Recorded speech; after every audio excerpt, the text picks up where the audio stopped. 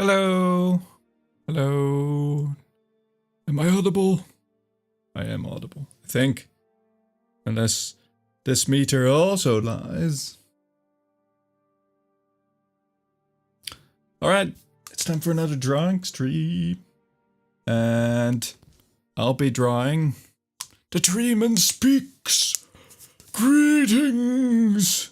I speak unto you. Wisdoms. I speak to you of great hunks, delicious gentlemen. I seek to capture their likeness. I'll be drawing hunks. I'll be drawing a friend. Well, I mean a fellow streamer known as the Innkeeper. And he is a well-formed gentleman. Which I figured I'd, I like drawing fan art of fellow streamers. So I figured I'd give that a go. Oh my god, there's a storm going on outside. I am outside. Don't worry about it. Above the canopy, a storm brews. Where's Gary's fan art? I'm sorry, you just declared that you're not even a hunk.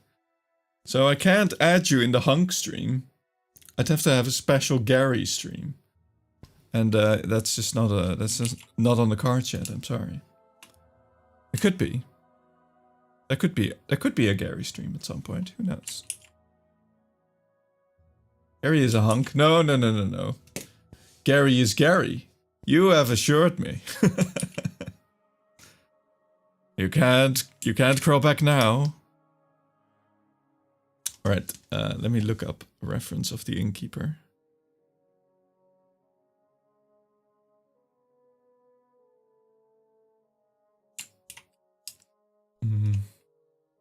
Oh man, I've been doing some arty stuff all day. But I haven't actually drawn, like sketched anything. Zoom in a bit more.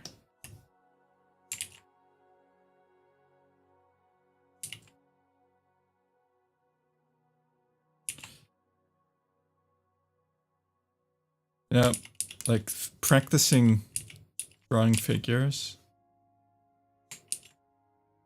without, like, practicing it, but without specifically drawing a thing, it's hard. I've been meaning to do it, like more drawing figures and everything, but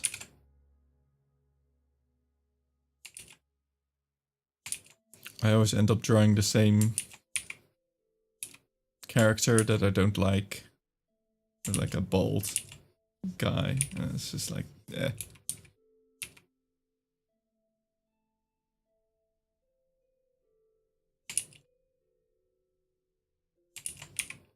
Maybe I should start with just drawing the head.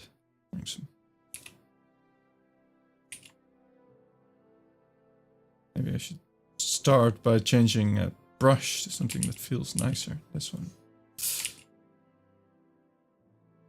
Gary's had Gary fan art made. Oh. What kind of fan art did you... Like, you've shared some of your art, but I don't know what Gary looks like, or, like, what your OCs look like. I've just seen the monster you've drawn, which is cool. I do like monsters.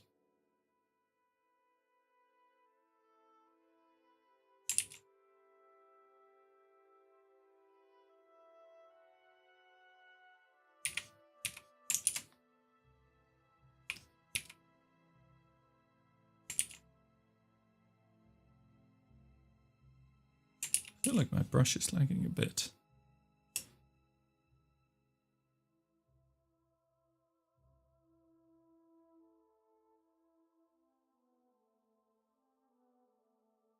Oh, definitely is. Oh my god, that was so slow. What? Is it? Is the file too large? It's so slow.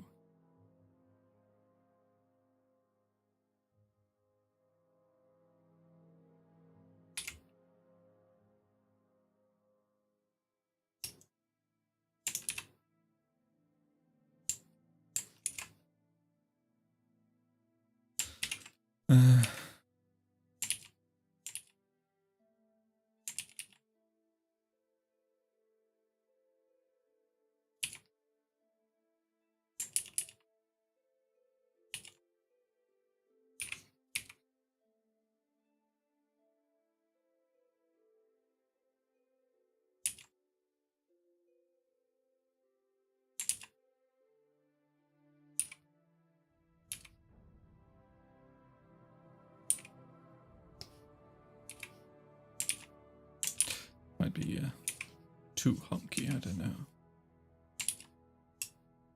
Just invent some new muscle groups for this guy. He's only an innkeeper. But why would an innkeeper... I mean, I guess they carry some heavy stuff, but why would he be so built? I bet there's a dark history to this fella.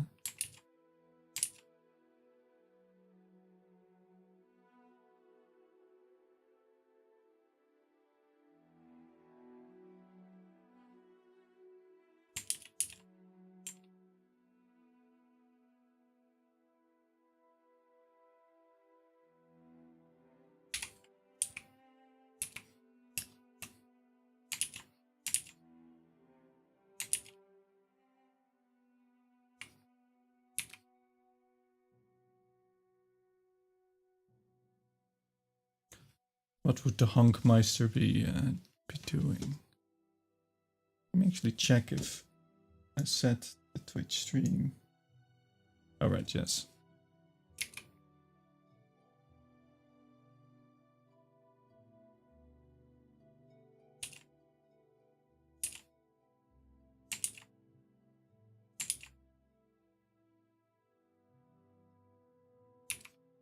I should make him do something bartendery.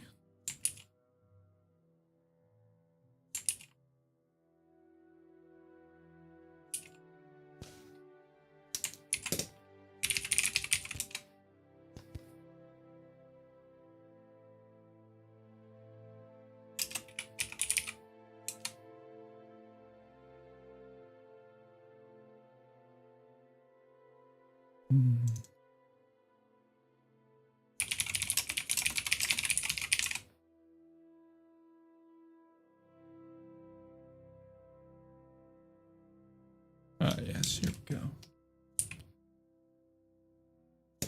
Just for a moment, I need to stop tracking just to see if the weather's not gonna kill everything again. Storm Conal. Oh, that doesn't sound good. Code orange.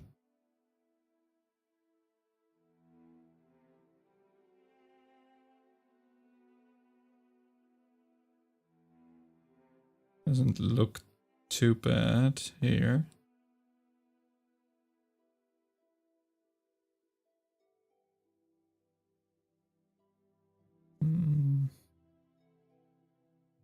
This sounds quite dreadful.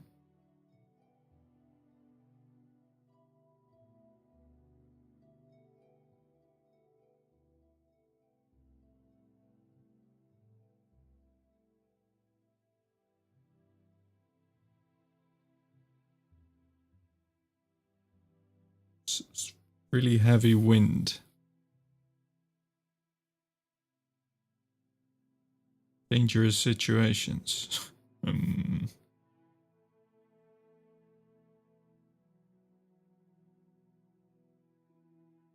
Flying objects like tree branches. Oh no, that does sound dangerous.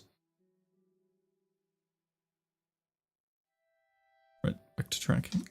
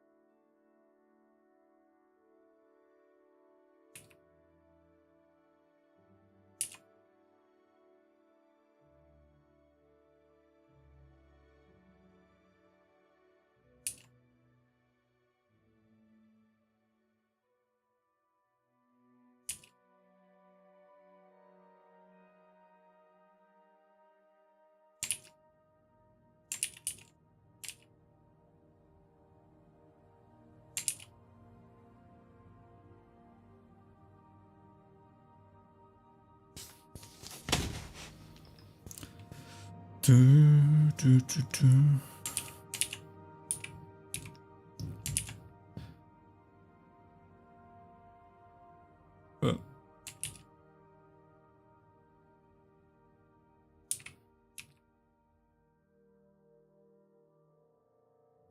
So I was gonna do the stream on iPad, but it was too much. I was already late starting the stream today, and it's too much of a hassle to set it up. And I already had Photoshop open, so I was like, let's just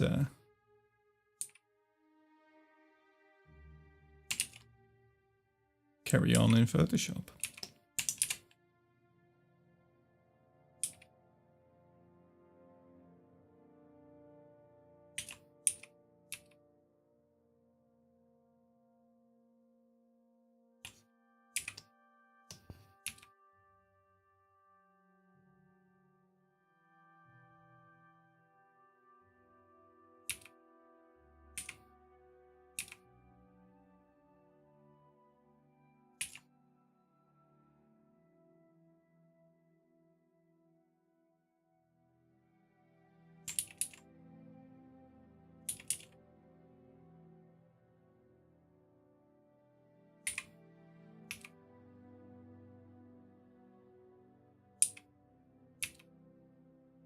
I might have to look up some muscle reference before I start inventing muscles.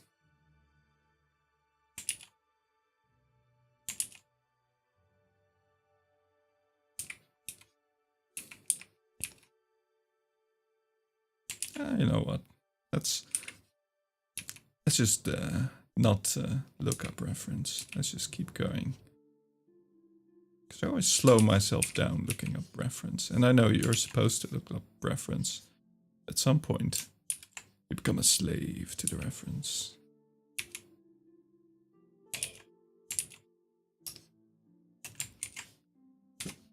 Nice touche. Let me just rotate the canvas.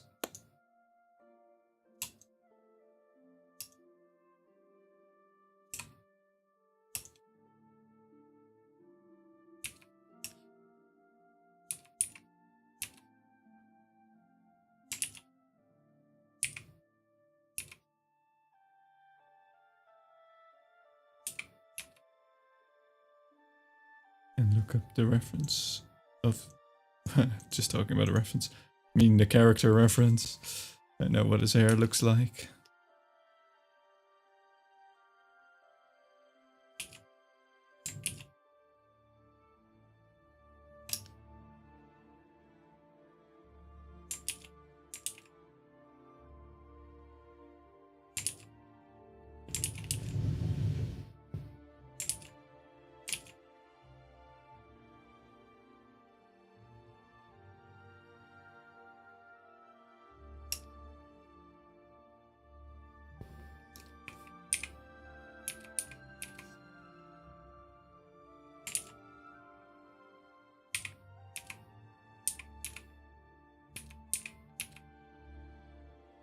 Sync fact. Syncs are great dancers. They're especially fond of tap dancing and synchronized performances. Oh my god. Thank you. Thank you, Sync Goblin Man, for dropping straight facts. Sync Goblin Man. You've given me a lot to think about. I mean, to think about. Think about.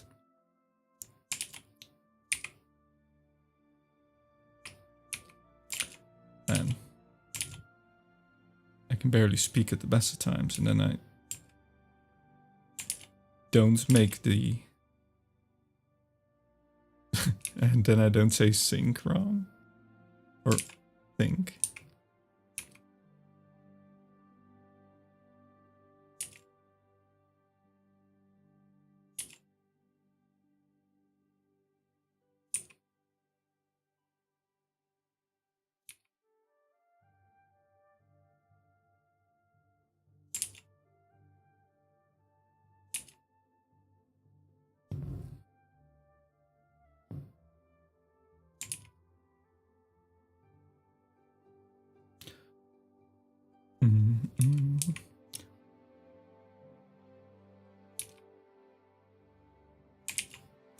I was gonna say, let that sink in, but Elon Musk ruined that one, didn't he? Stupid ass Elon.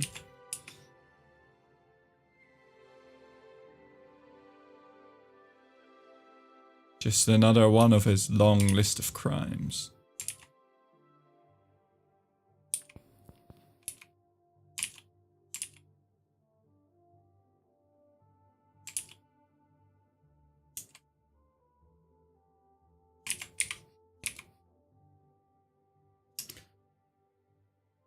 Right, we should get a shirt on this fella.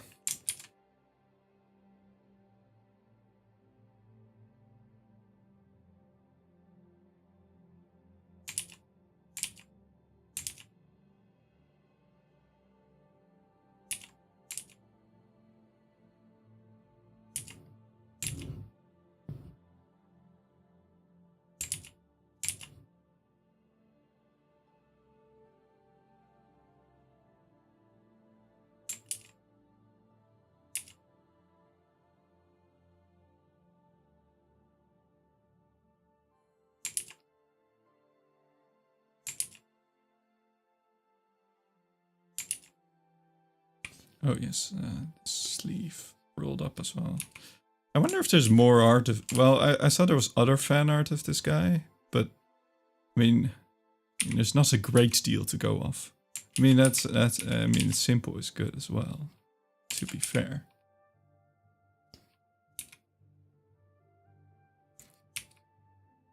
But you know, like if he has like a tattoo, or if he has pants... I guess whether he has pants is left to the imagination.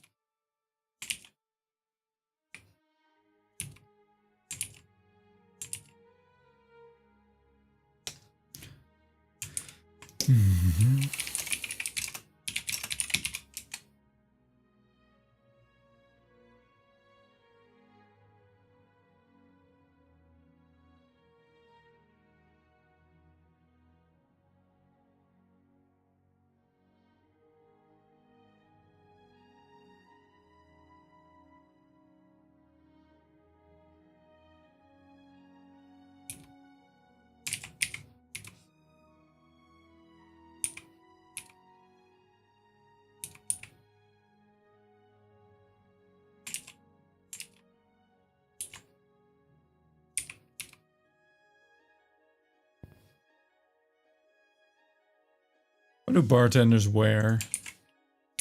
Like, on their belt?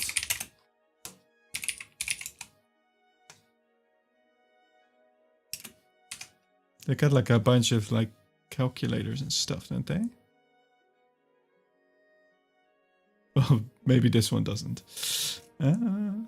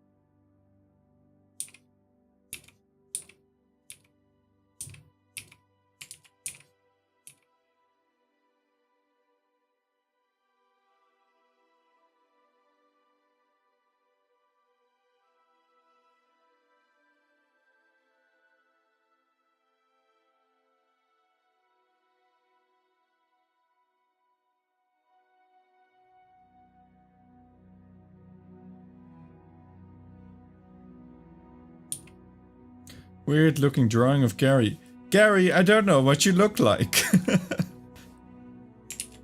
I'm drawing a hunk. For all I know, it could have been Gary.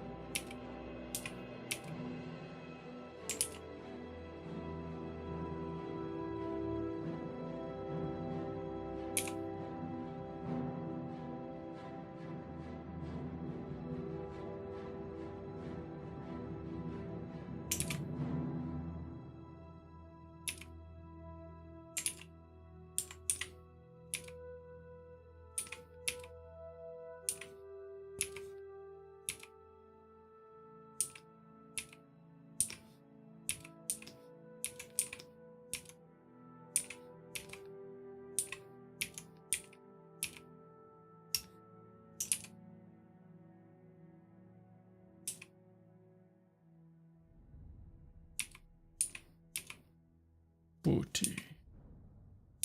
Booty.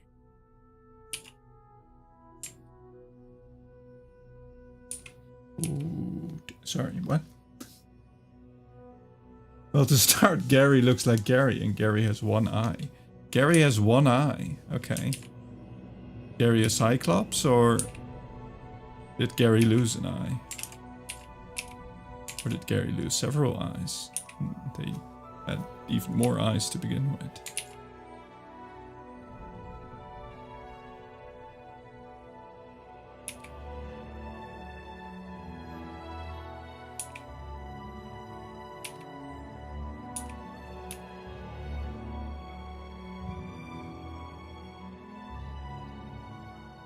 Gary's always had one eye.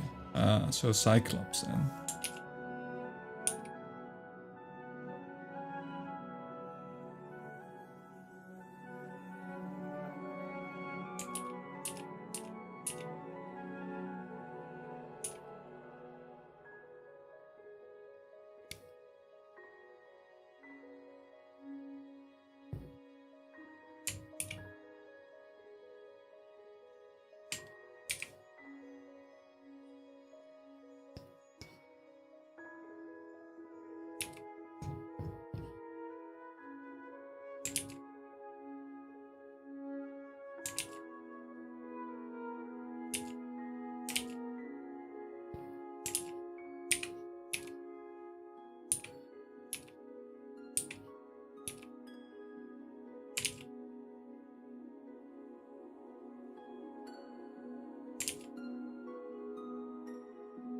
Well, Gary has one eye here, but in...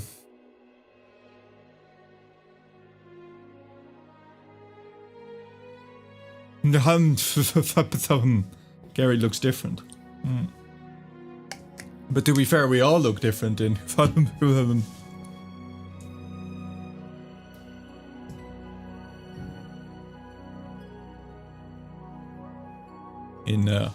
Yeah. Is that how you say where Great Cthulhu lays sleeping? Irlia. No, that of course that's not how you say that. But you know, we have a different name for it where I'm from. You know how the Germans call Germany Deutschland and the French call it Allemagne. And the English call it Germany. That's the same with that place.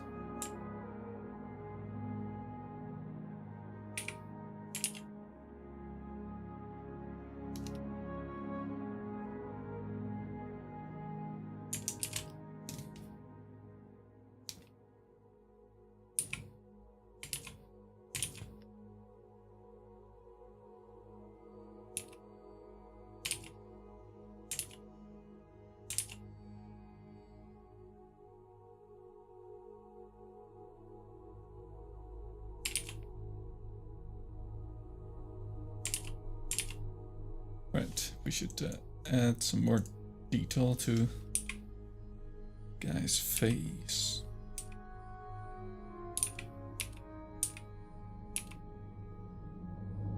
Wait a minute, are you the kind of hunk that, you know, breaks mortal people's minds if they behold you? Because I can't be drawing that. People would, you know, go mad when I draw it. It is beyond the beyond. After and before time. The past 7. Well, it's already past 7.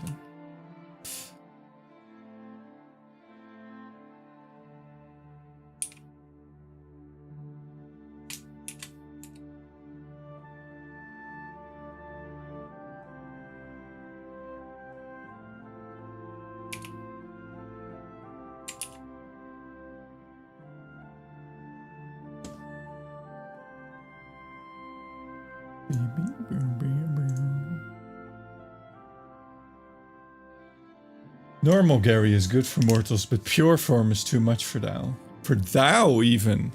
We're going into the thous now. Damn. Are you like well you're not a biblically accurate angel, because then you'd have more than one eye. You'd have like a lot.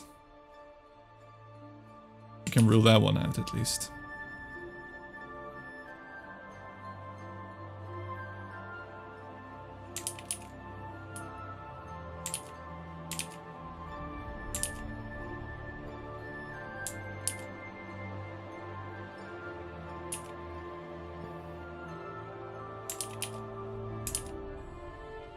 How many wings do you have? How many limbs in general?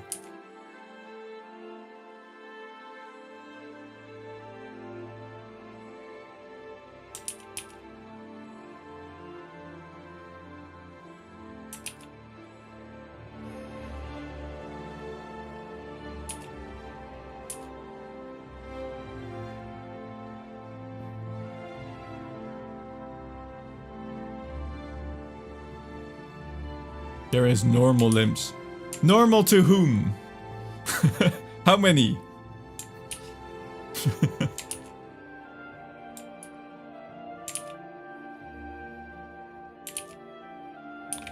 I've got the average normal of 17 limbs.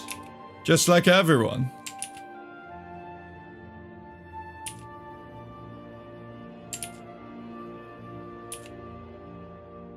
It's just the eye, color, muscle, and knowledge that is not normal.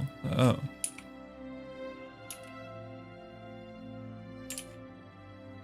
So where is your eye located?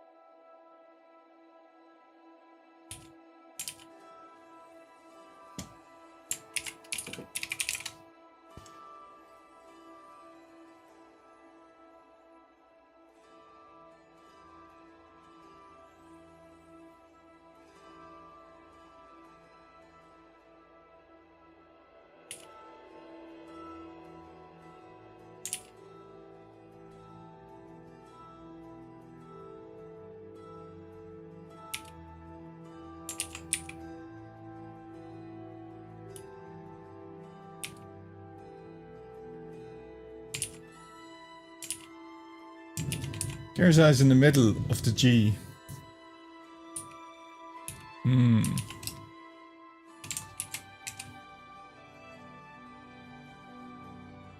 So what is different about your muscle? That's going to be important for drawing you as a hunk, which Gary is, of course, obviously.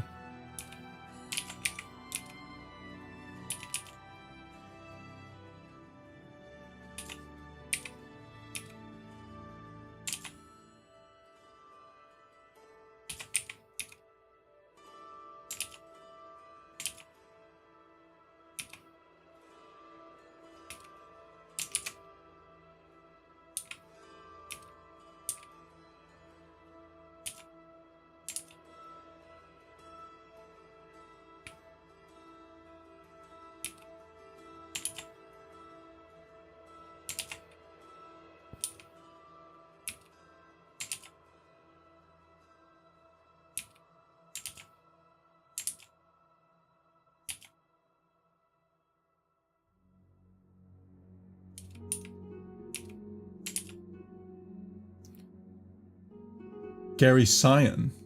What, like full, like all over cyan?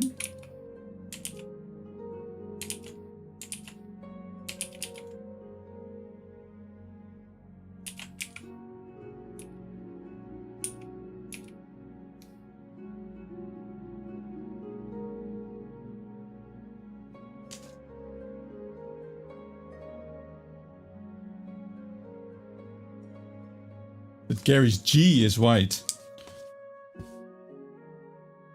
What is your head a G?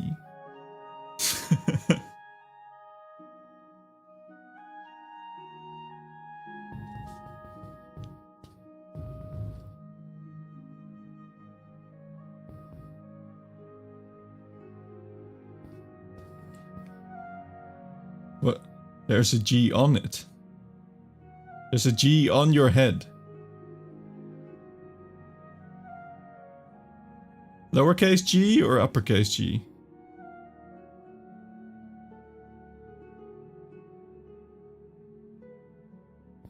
Guess it would have to be the lowercase, because otherwise it wouldn't have an I, would it? Yeah. So does the tail of the G, does that form your mouth? Or curve to your mouth?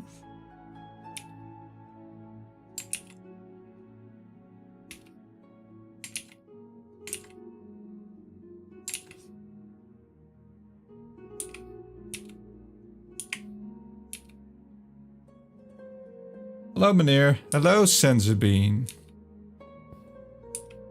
How are you?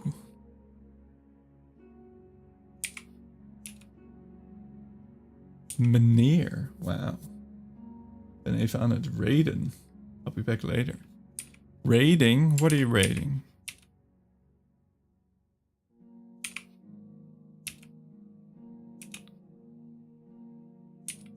Last boss. Wow. Ah.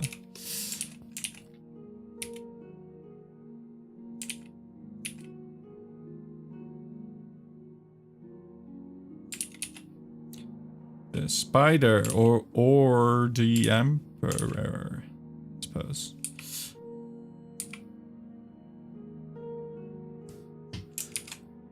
Or I don't know. Is Cataclysm out? Or is it? I don't know what expansion is in Classic at the moment.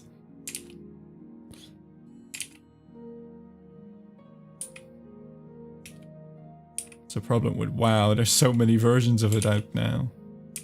Hard to keep track.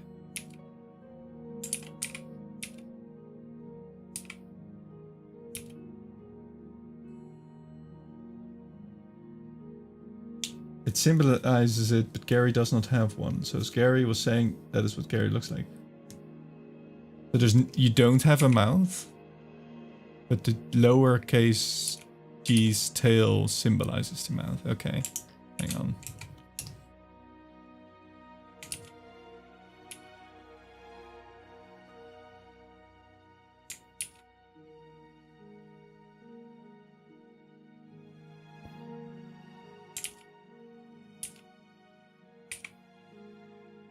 Why would Gary need a mouth?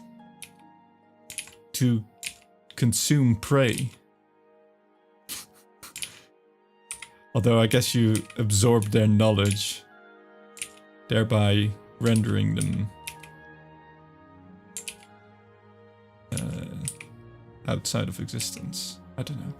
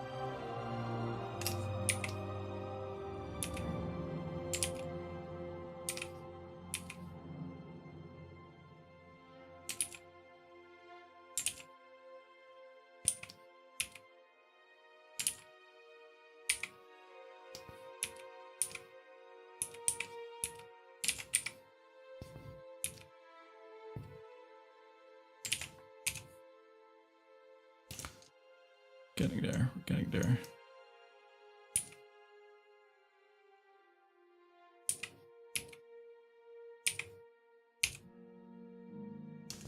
Okay, go back. Go back. Do it again.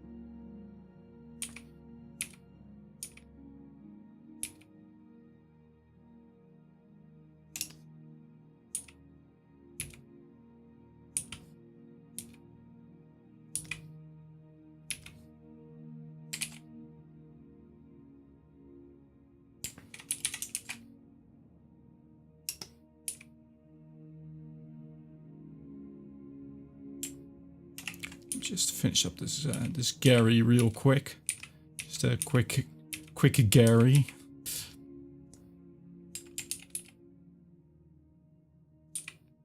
It's currently mirrored, so that's why the G is facing the wrong way.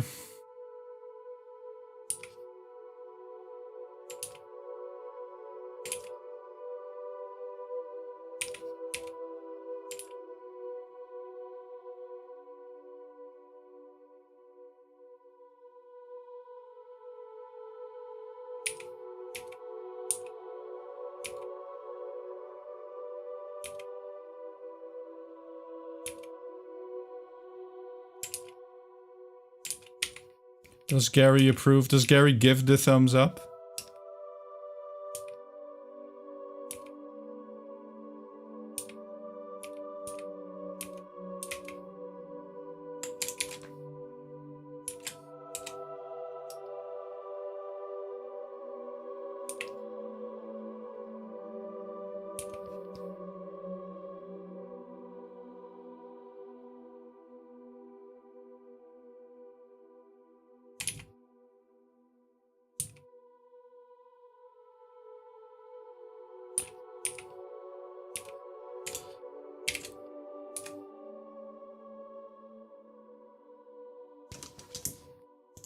All it needs is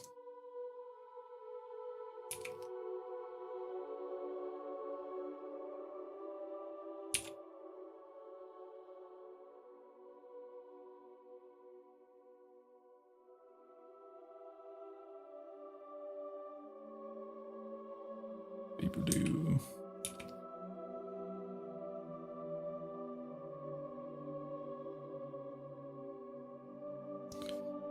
You're making a weird little step, but you know, it's just to cover your capital G's, if you will, because people's minds will be broken if they see Gary's capital G's.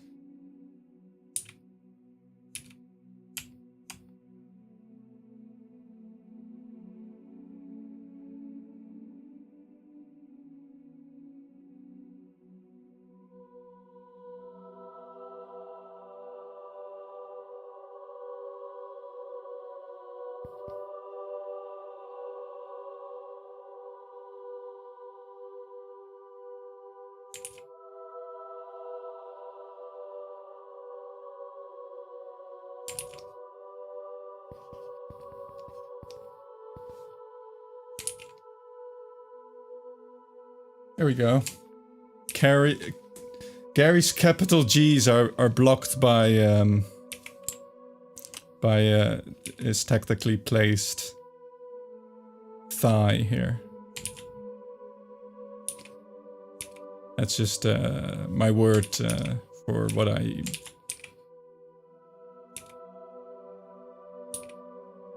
hazard to guess what might be between Gary's legs.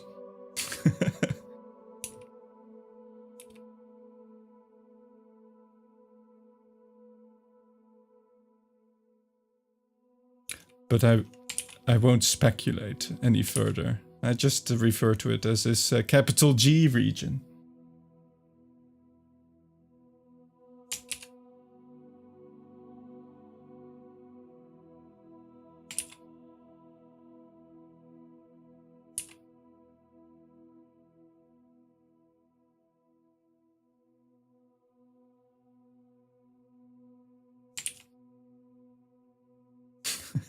Oh, you figured it out, and yes,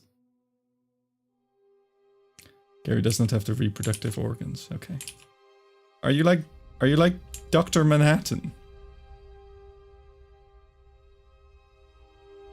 Wait, he does have the reproductive organs. Probably not functional anymore, but he does have them. He used to be a man.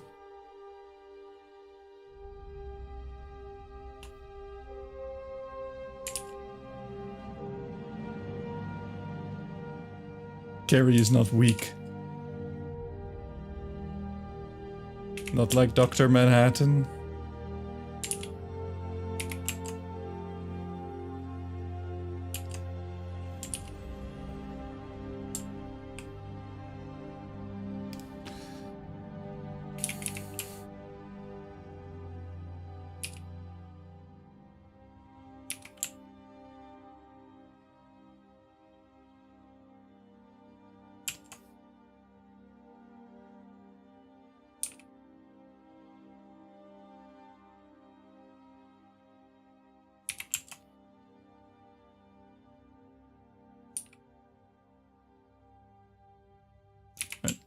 Gary.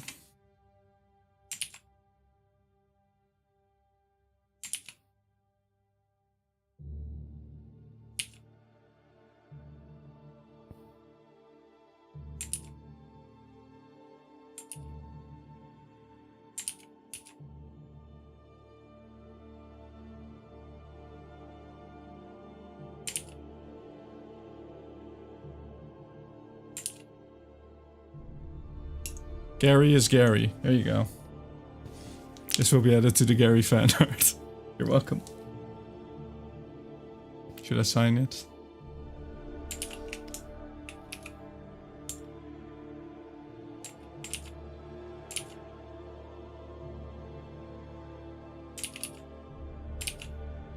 Can't even write my own name.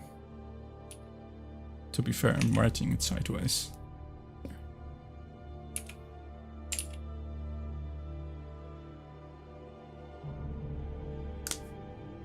Right, back to the innkeeper.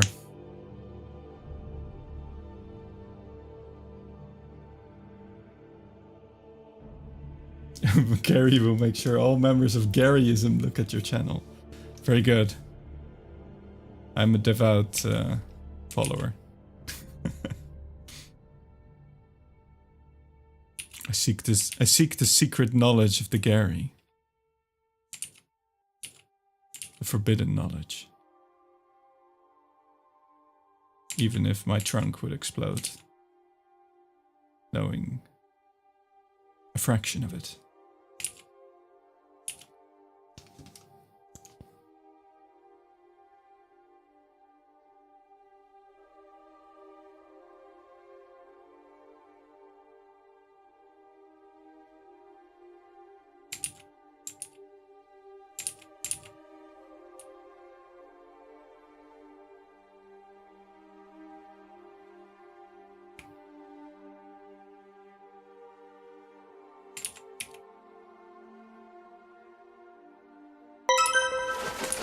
Ooh. Thank you for the follow, Tabby Cat. Welcome. How ironic. You are a bird now, not a cat. Way. You are a great tit. Nice.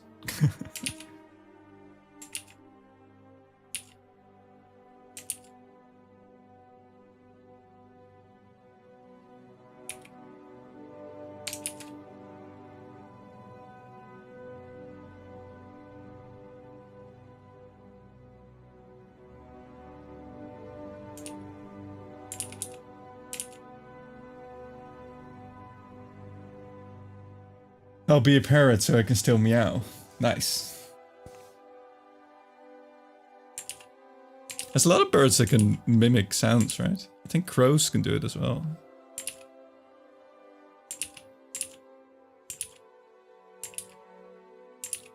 Or not, well, maybe not crow, ravens can at least.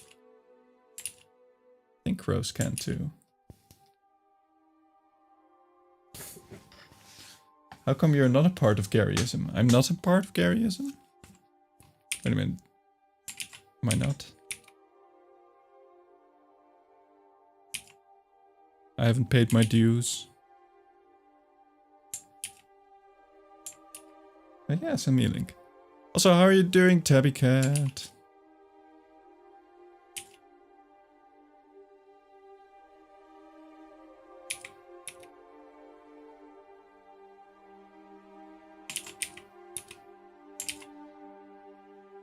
I'm just currently drawing another VTuber, well, another PNG tuber, known as the Innkeeper. I felt like drawing again, and I asked for suggestions, and people said, draw the hunks. So here I am drawing, well, at least a hunk, and doing fan art of fellow streamers at the same time.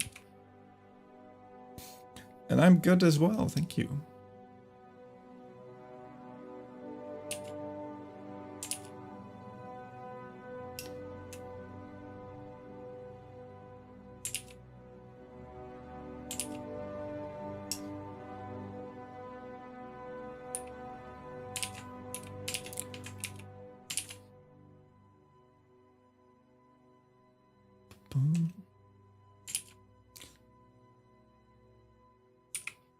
Are you also an artist?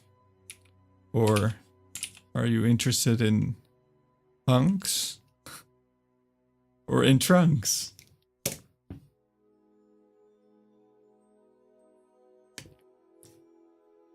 Or in Gary's, as it happens to be in the YouTube chat.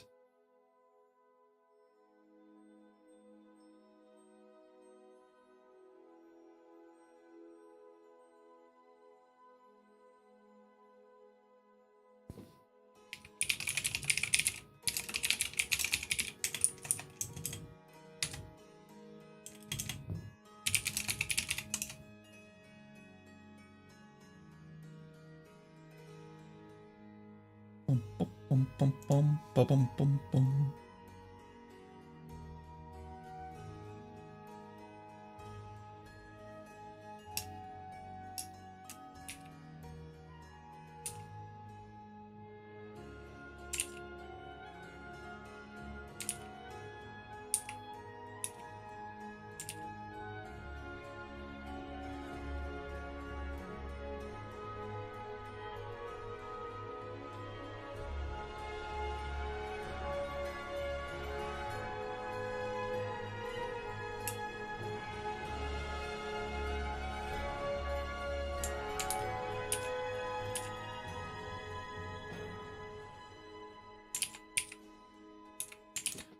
I'm a behind-the-scenes artist. I'm too insecure to show mine. I also adore watching art. I do the VTubing thing, and your tree caught my eyes. Not here for the hunk. Ah, that's fair as well. Yeah, I've also been working on live. I made this model, but this one is a bit janky. I still, I always have the ideas for us more, but not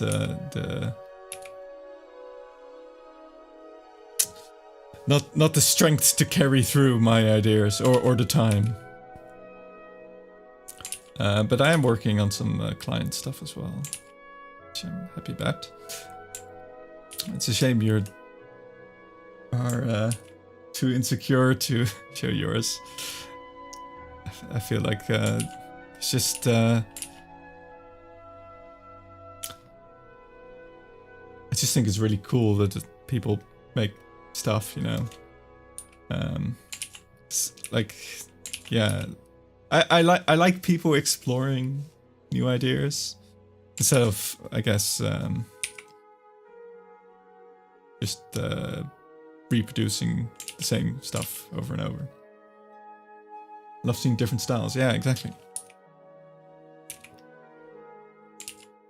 Especially with VTubing, the fact that, you know, you can bring it to life. You can become the character, or someone else can become the character, and they can be freaking anything, and that's so cool. Just the exploring the space is so cool.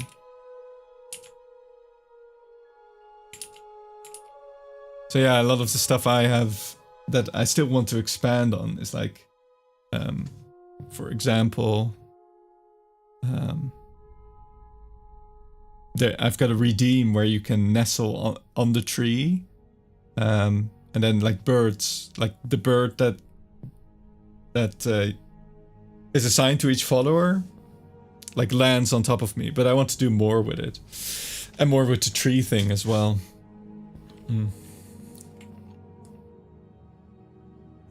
I usually come artists to make my avatar and what their style is.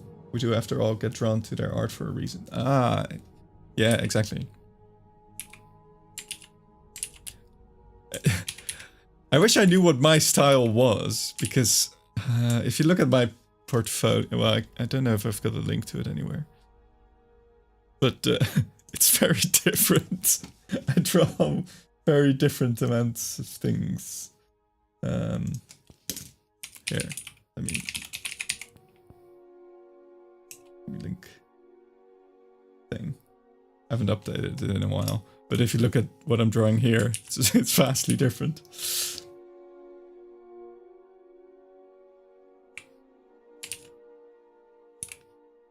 But that's also a thing I like. I like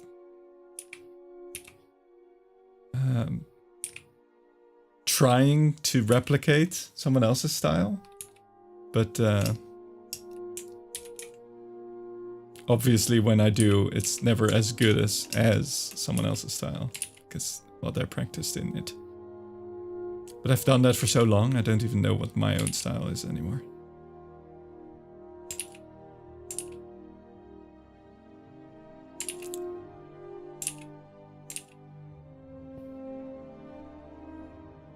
I guess my style is just whatever I feel like drawing.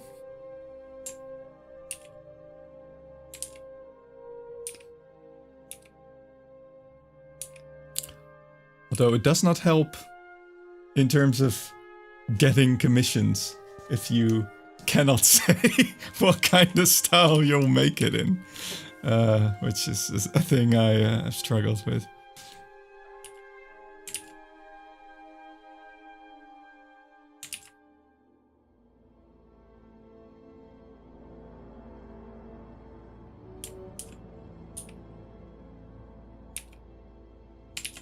I think the versatility is a strength of an artist, though, being able to do more than one thing.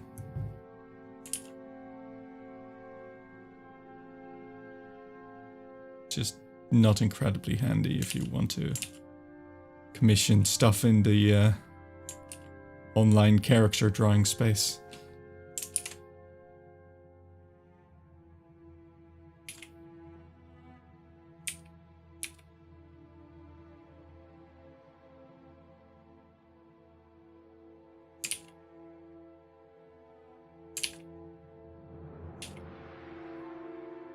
Did a fantastic job on Branchman. Is this better in some situations though?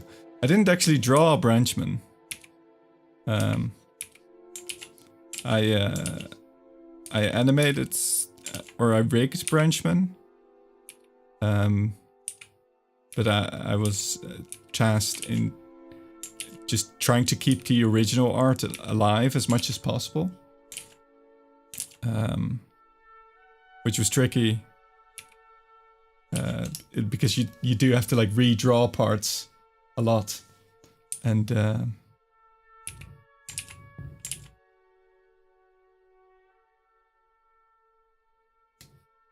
Oh, I was going to compliment the rigging, but I didn't want to assume. Yeah, I rigged it, but I didn't draw it. The rigging is my favorite part, actually. Oh, thank you. I feel like it was the first time I did. Well, I rigged this tree, right? And I rigged some like testings. That was the first project I did. And like looking back, it's quite. I feel like it's quite stiff, which is a shame. I'm working on a project now that I'm trying to get a lot more motion into it. But you know, you live and you learn. You try and do better.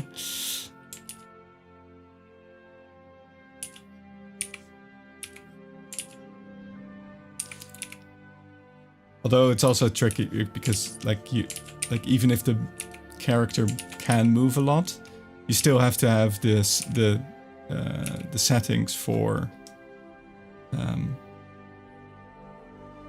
the tracking have set right, and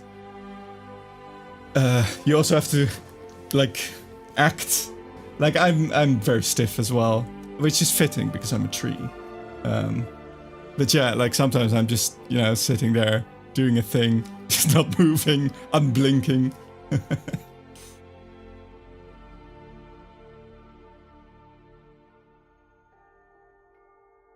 Oh, thank you. Your torso and head rigging is nice. I feel like you could be amazing with more practice. So thank you very much. I hope so. It'd be great if I could do it for a living. I just need to, yeah, I need to gain the confidence and the speed as well in it, and then and then the skills in attempting to recruit.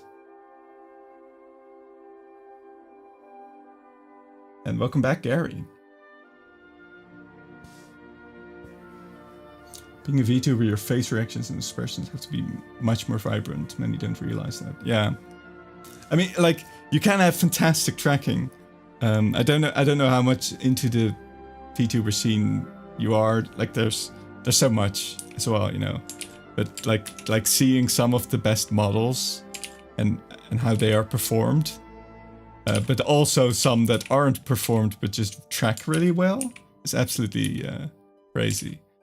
Thinking of a thing that became a meme a while back, which was Doki Bird reacting to something that happened on stream, and like it was an instant moment, but the tracking captured it so well, like the look of surprise and yeah, classic face. Damn, Gary, what's happening? There's fan accounts here. Beanos changed back. No impersonating Gary. I'm projecting the Garyness of... Oh my god, there's 2 Garys now. Oh dear. Hello, Kaiser Crow. Oh my goodness. If you follow me, you have to be a crow. Else it's wrong, you know? Not to assume, but all my followers are birds, so... And crow is one of the birds you can become. Uh-oh. What is it? What is it? Hang on. What does it say? A pink robin. Oh no.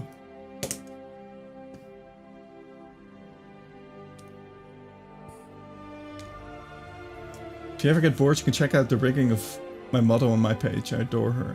I am too attached to ever change or make a different version. I only want to upgrade her. Ah, oh, damn ad. I'll wait. Well, I guess I don't know what to wait for. I will check your model, Tabby Cat. Did you commissioned it or you made it?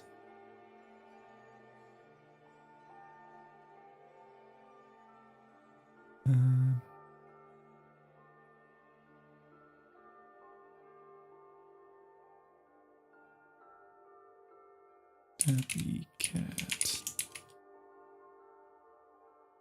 Tabby Cat. Nope.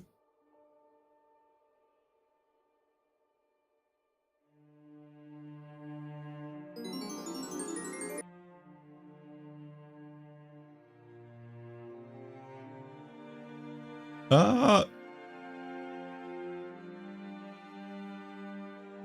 It's like a doll. Oh, you got several. You got like a chibi as well. You got so many outfits. Holy shit. The trailer's old. Hang on, let me check a more recent one.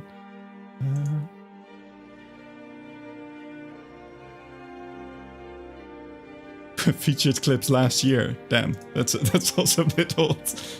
Hang on, is there a preview or thing of the last stream?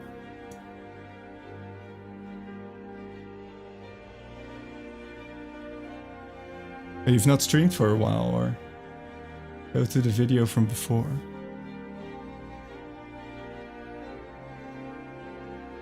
But how old is the trailer then?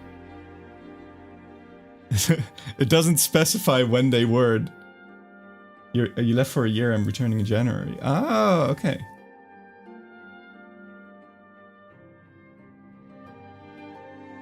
That's super cool. Do you have any? Do you have any secret new what's it called? 2.0s lined up?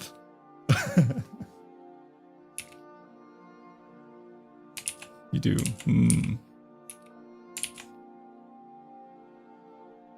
Exciting. 3 pets. Nice.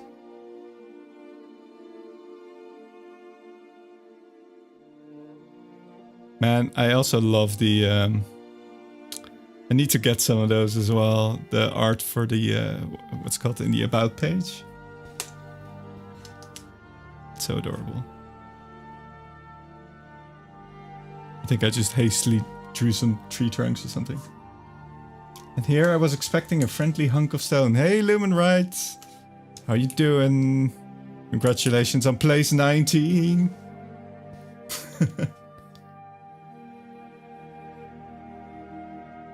And this is a fellow streamer known as the Innkeeper. I think their channel is... what was it? Their channel is...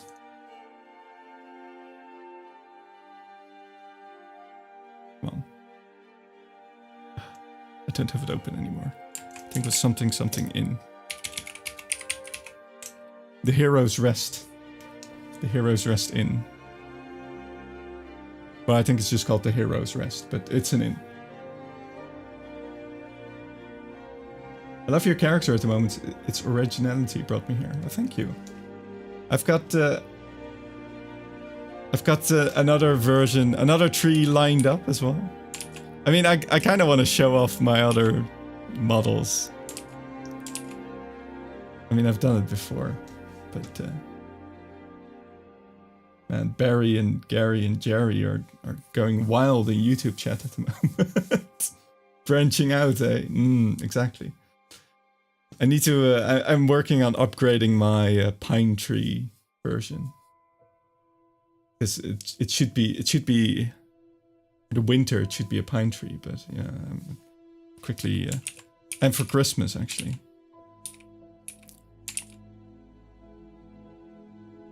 You have a pine tree? Yeah. Dang it. Okay, fine. I'll load my other model. Hang on, but this one doesn't have. It doesn't have the new eyes and stuff. Everything I make is kind of... Wait a minute. This isn't the pine tree at all. Where's the pine tree?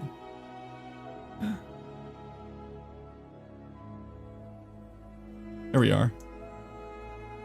Ah! I think, Do I still have the Christmas decorations as well?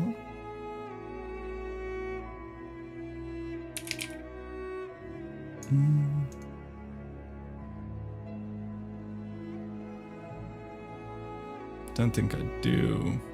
Ooh, no, that's not it.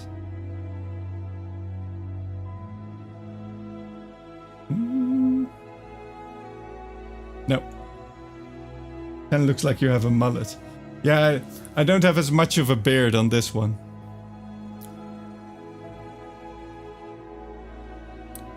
But yeah, I'm working on an upgrade. I kind of want to make it like a proper weeping willow as well, and have like very flowy hair. You look so happy. I don't think I can look sad on this rig either. Hang on.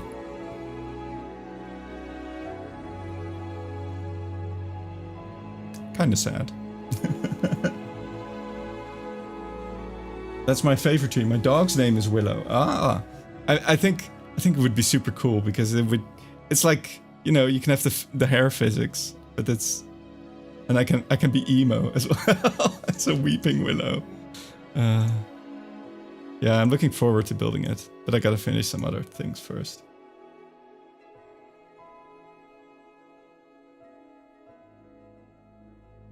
I can currently change my. A lot of these are like I think commands as well, or redeems. But I can like I can lose my leaves. But my branches are a bit weird. I feel so naked.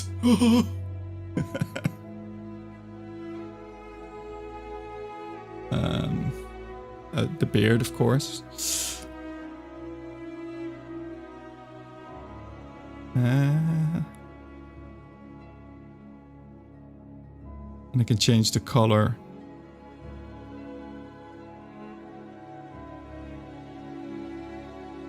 Blue. Or you can staple bread to my.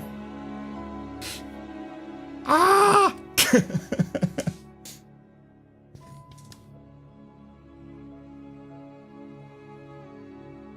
Oh. Damn. I'm very old! Wait, no, leaves don't get white when they're old trees, right? I don't know. What color leaves are the really big trees?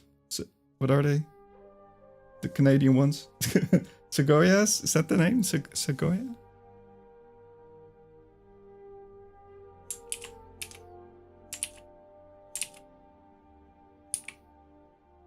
They wouldn't even fit on the screen.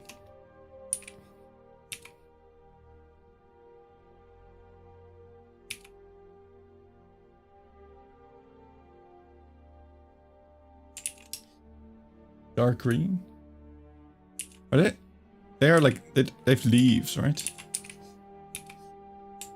They're not like, what's the word for it? Like pine trees with needles. I don't know the English terms. Sequoias.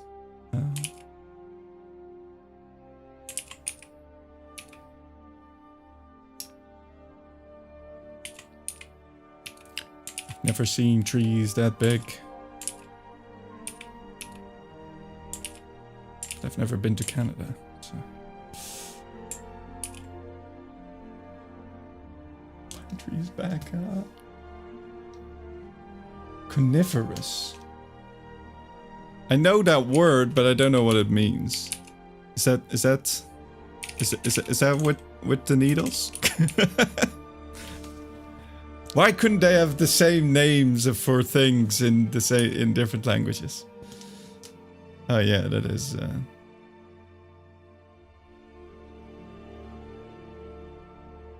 Oh yeah. Giant sequoias. California redwoods, bald cypress.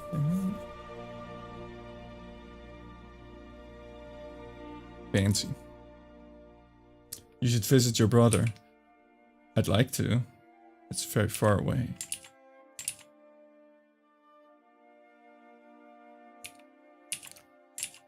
And very expensive.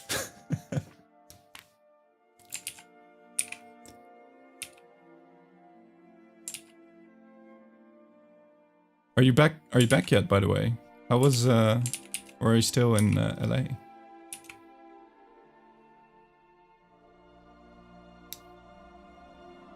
I need to check what the Barrys, Garys, and Larrys have been chatting about. Meanwhile, they've been going mad in YouTube chat. I haven't been able to parse what's going on.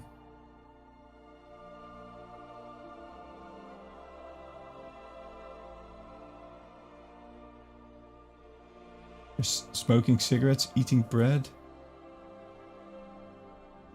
Was then Purple Taste walking to the yesterday before Gary Dog backflipped my joke under Gary? I think the Garys have gone mad.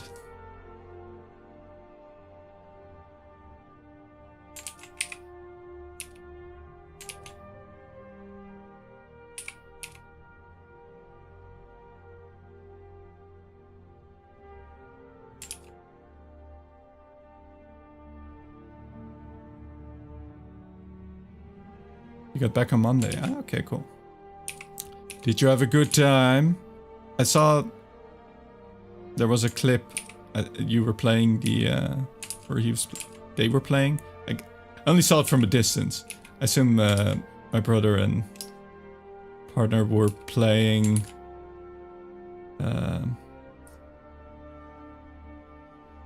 The new song, right? When they were playing on Saturday. Oath. I only made it on one day, was too tired to go the other day. To be honest, that sounds very understandable. I don't know. I don't know how people have the energy for these parties, honestly. It just seems so exhausting. I'm too much of a homebody.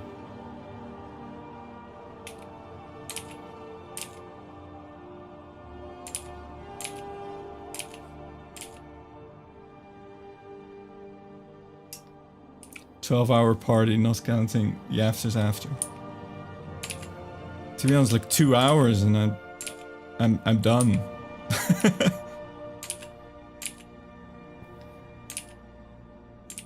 That's it's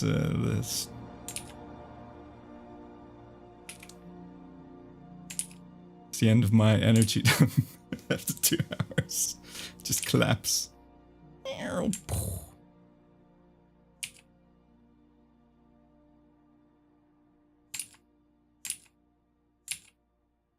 But I've never been to like a proper trance fest.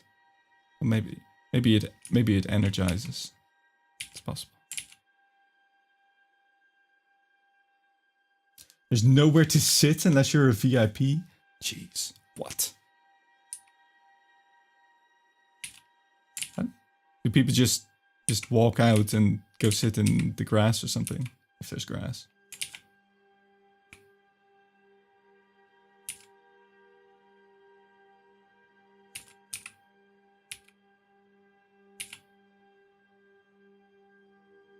There's no grass.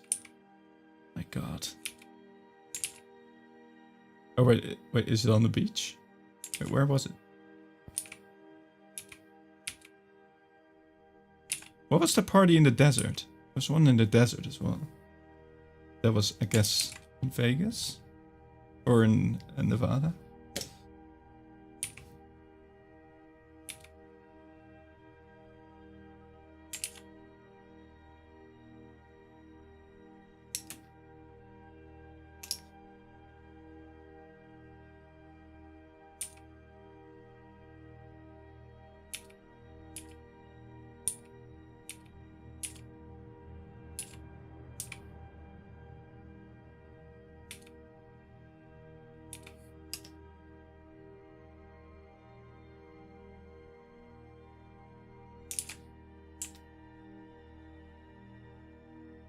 Burning Man is in Nevada. No, it wasn't.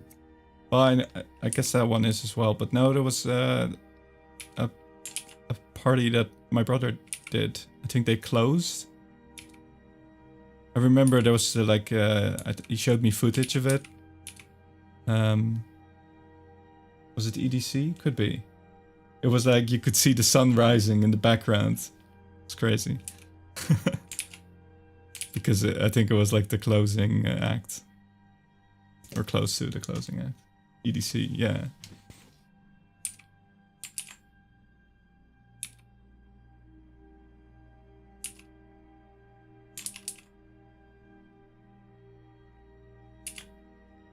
Didn't think I could make it to dawn anymore. just suddenly ragdoll, like oof. Just like Half-Life engine suddenly drop down. To be honest, I would too.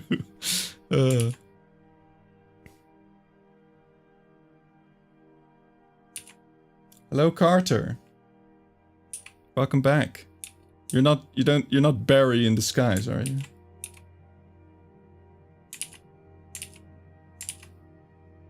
Or Gary? Carrie? Been months. It's been months? Who are you? YouTube chat is collapsed into a state of anarchy. Dad won me and your brother skipped the last day and hung out together on the strip. On the strip? Really? Didn't tell me about that, don't think. Then 2 weeks later, realized that was our first date. I see. I guess you didn't mention that because there was other, more important things to mention.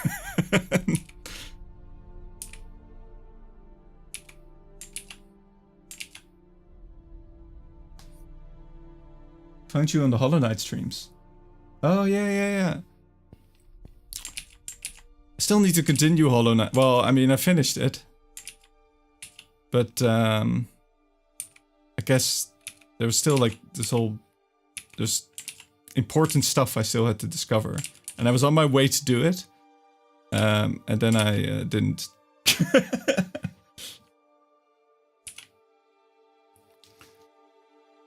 I should probably get back to that.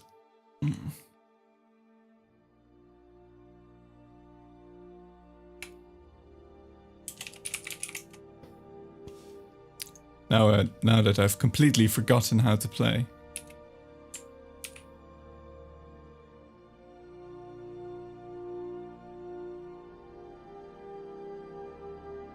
Trying to remember. Carter, were you the one that gave me helpful tips? Were you the one that complimented my use of spells? Was that you, Carter? I'm trying to remember. I'm bad with remembering things.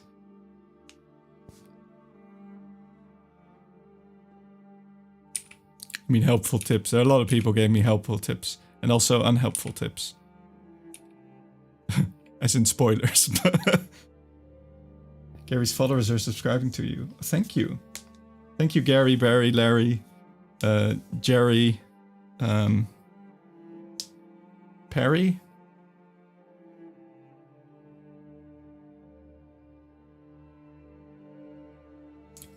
Ah, yeah. And it's Thanksgiving, of course, yeah. I gave you that riddle. Ah, yes. Thank you. Why did you abandon me in my time of need, Carter? I made it through, it's fine. I made it through.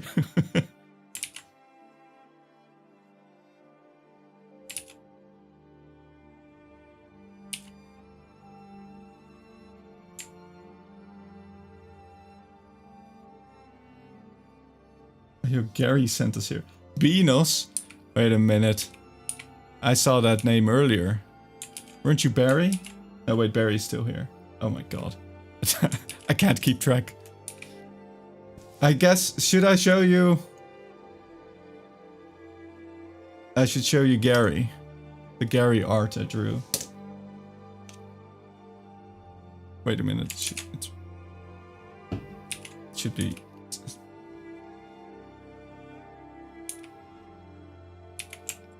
Gary.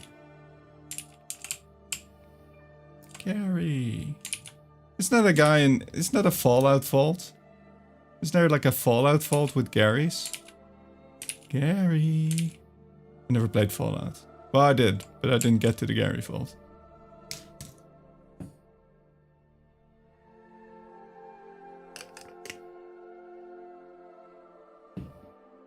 Crazy.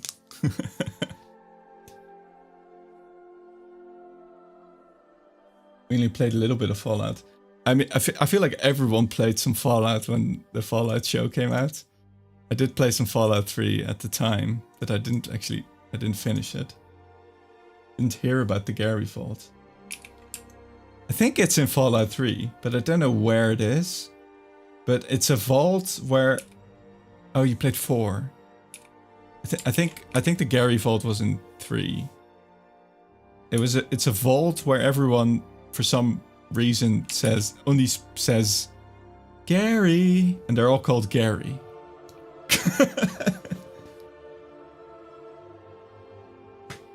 Great to be back, and I see you're doing art. Yes, I'm drawing I'm drawing some fan art of the Innkeeper, who is a channel called The Hero's Rest, where he is the Innkeeper. And I was asked to draw some hunky men, so here I am, drawing some hunky men.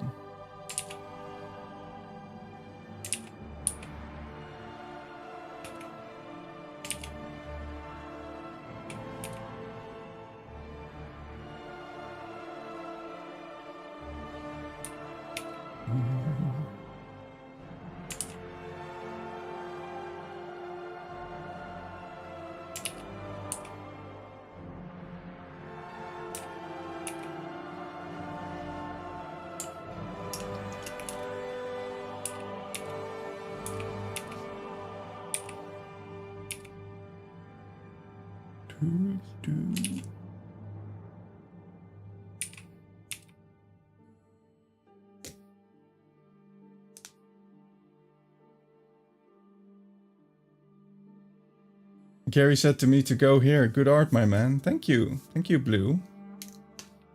Yes, here he is. The Gary. Who's Gary? Oh, I guess it's been shared. Gary! Although I don't think the Garys in Fallout are actually like ethereal, incomprehensible beings from beyond space and time. Though they might be, I never got there. They're not like Gary.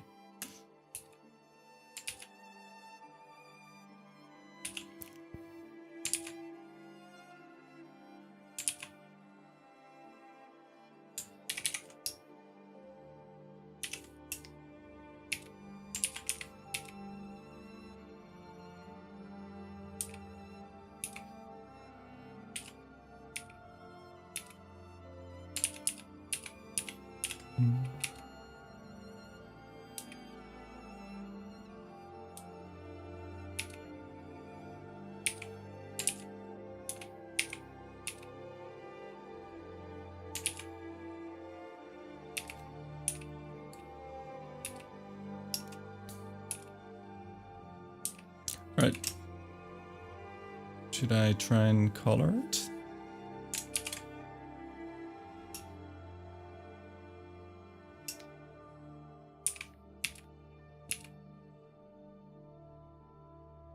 I suppose.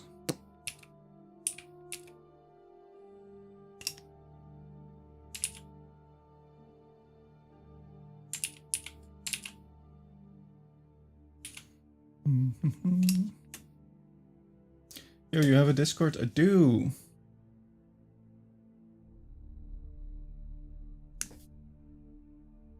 Let me join real quick. Yes. You might have missed the Hollow Knight streams, but you can suggest some other ones. Or maybe I go back to Hollow Knight. It's possible. Or for when Silk Song comes out.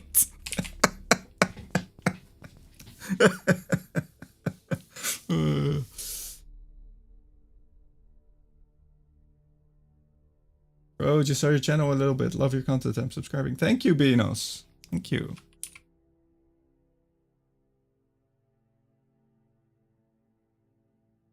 I can say that Gary has been here for a while.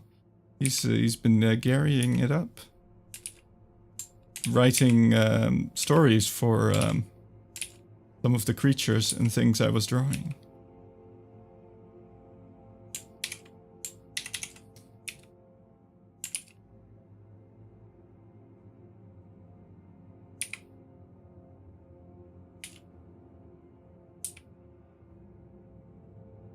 Right, let's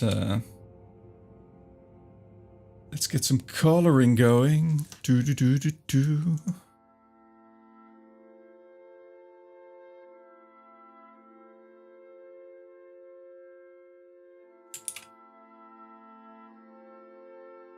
The link isn't working for some reason. Oh, what? Did it die?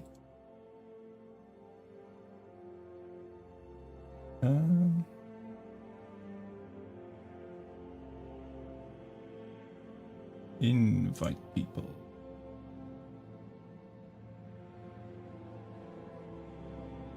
I think there should be like an active link.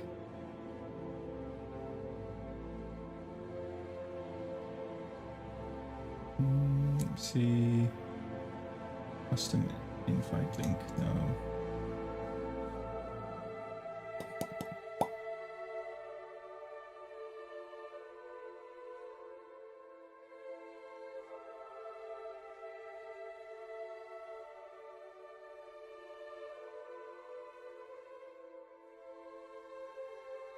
That's only for boosted things. I'm already boosted, man. But in a different way.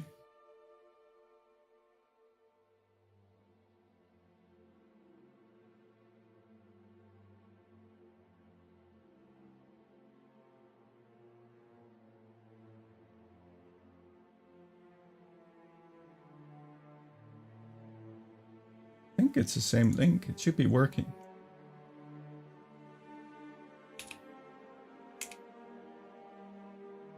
Is this the same link? It is the same link. It should. It says it's still active.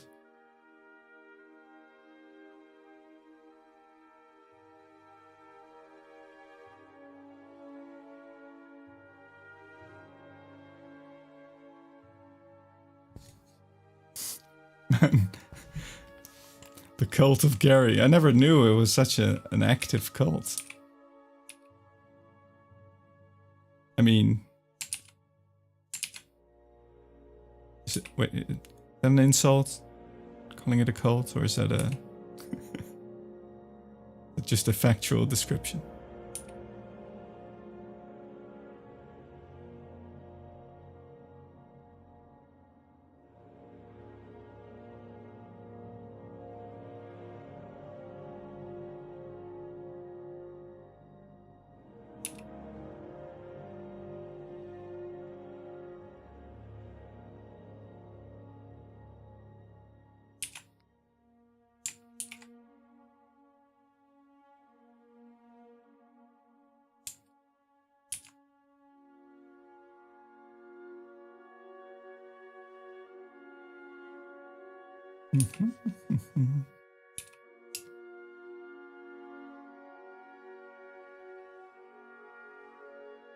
Rose Aura made his first video with 100+ subscribers. Wait, you had 100+ subscribers before you made anything? Damn. To be fair, Cristiano Ronaldo had like 100 million followers when he made his first video. But I feel like he might be cheating.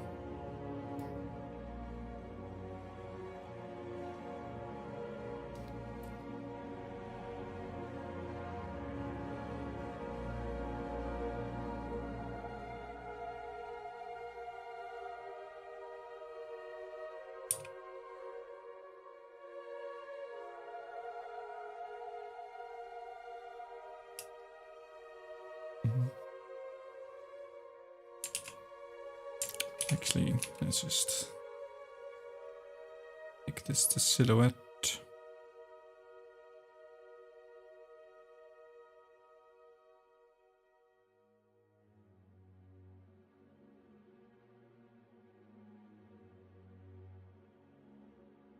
You guys finished watching Arcane yet?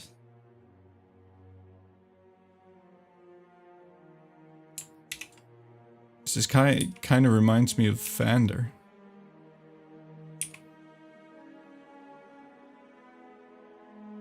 What happened with the Cristiano channel was crazy. The Cristiano Ronaldo situation is crazy.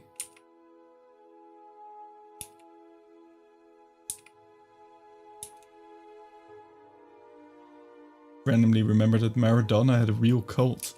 He did? I mean, I guess the way people worship football, that makes sense. God. Frickin' Argent. I don't like Argentina when it comes to football. But that's just because I'm Dutch.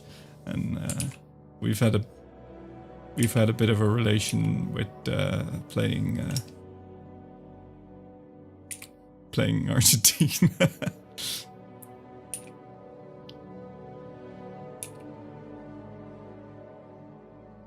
The hand of God. Ugh.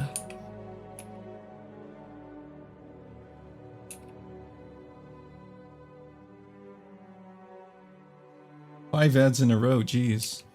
What was their ads? Yeah. I think you get more ads if you are in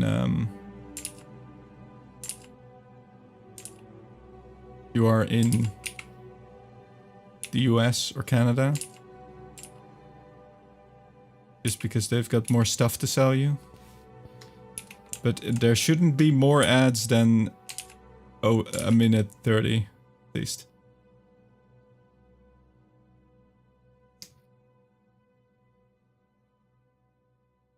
South America, they really love football, and some years ago the love was immense. Yep. That checks out. I think they still love football.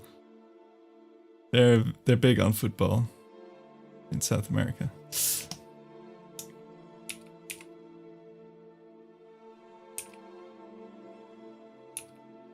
To be honest, the only place I don't think they're big on football is like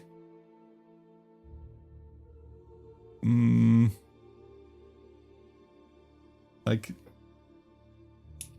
India, Southeast Asia maybe, and then the US and Canada.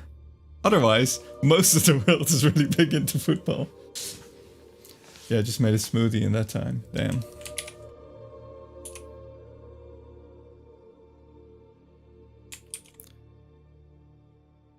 Yeah. I wish I could choose not to run ads, but it's either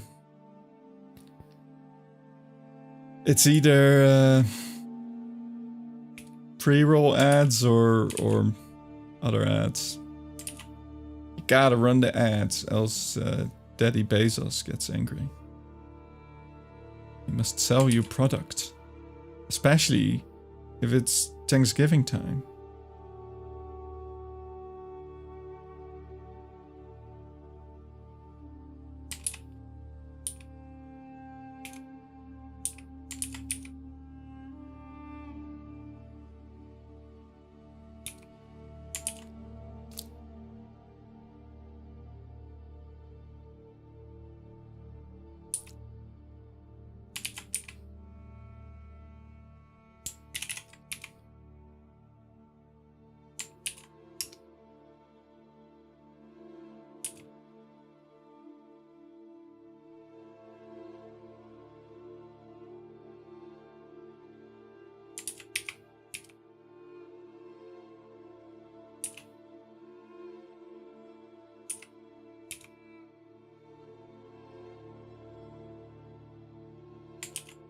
Can we not call him Daddy Bezos?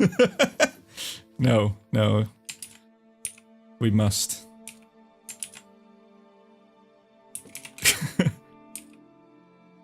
The bald daddy who looks at us from space.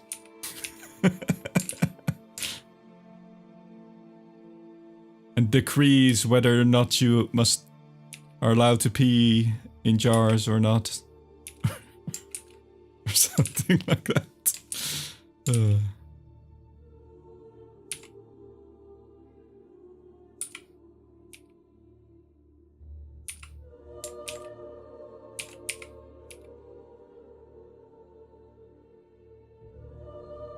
Oh god. Yes.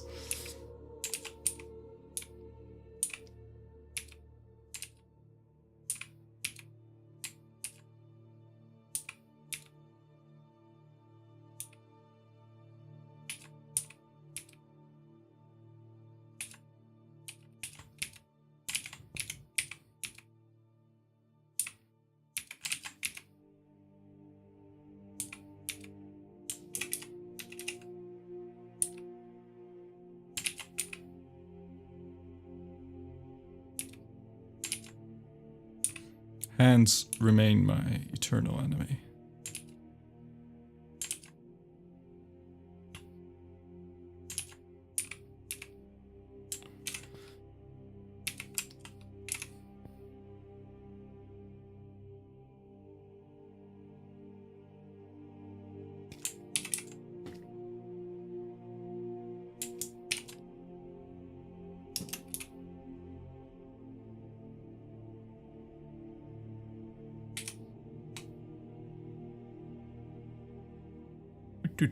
Filled.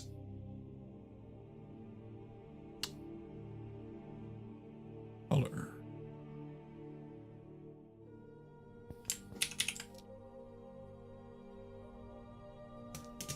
Have you practiced piano lately? No. No. I have not practiced piano. I have practiced the reading of music notes on Duolingo. They're finally letting me touch the black keys on there.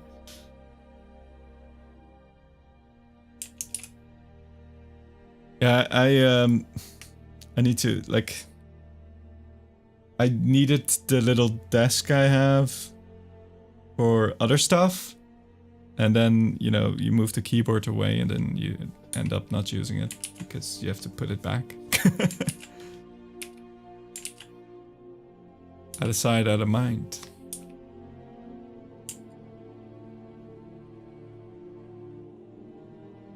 But yeah, I should put it back. Especially since I feel like reading the notes, I can find them a lot quicker, but I need to be able to find them with my fingers as well. That looks good, thank you.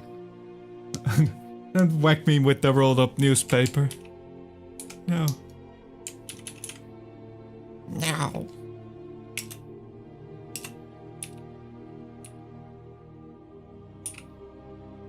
I gotta go soon to put my new bed together. Ooh.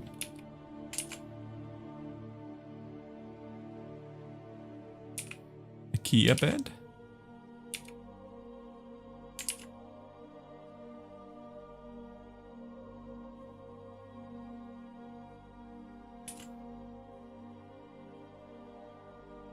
I guess you have to put other beds together as well.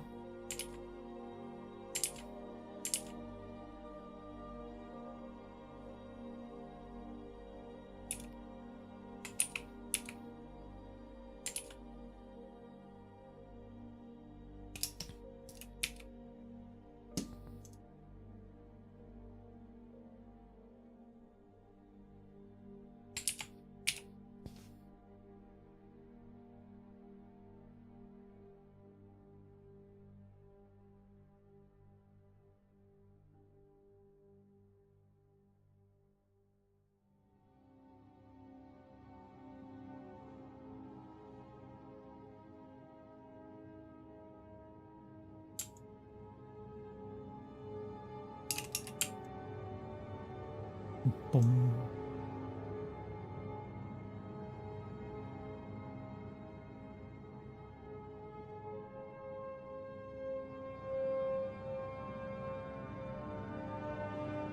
This music reminds me so much of...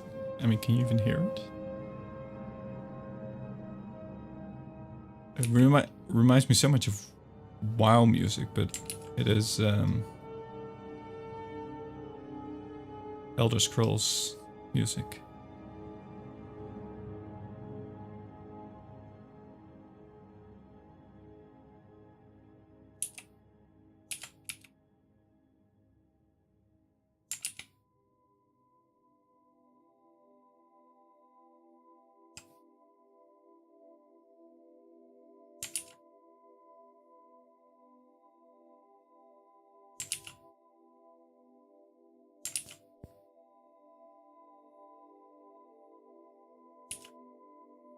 What is this? Oh, it's...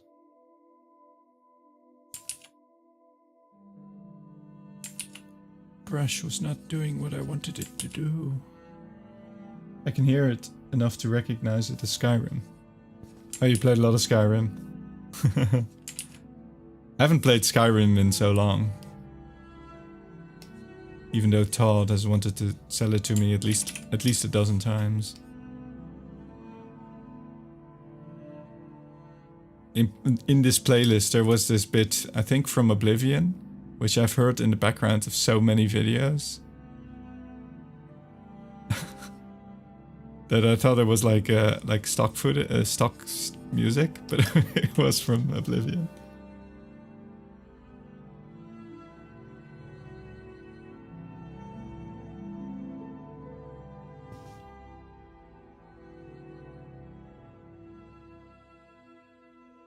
Played 700 hours of Skyrim and maybe 10 hours of Oblivion.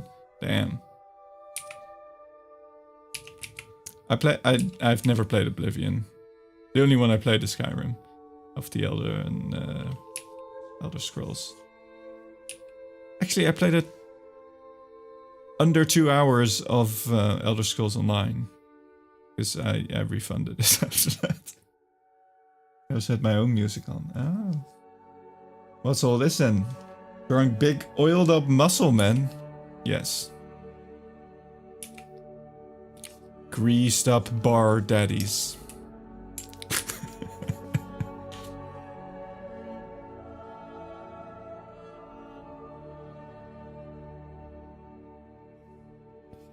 Just imagine Vander's voice, even though it's not Vander.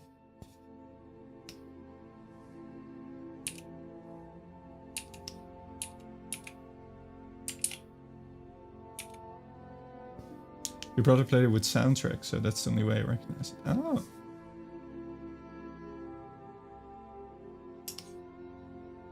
But when did he play Skyrim? Played it again? Damn. Have you finished Baldur's Gate yet?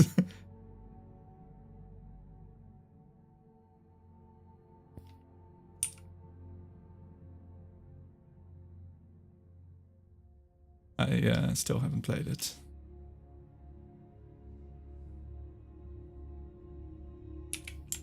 One day.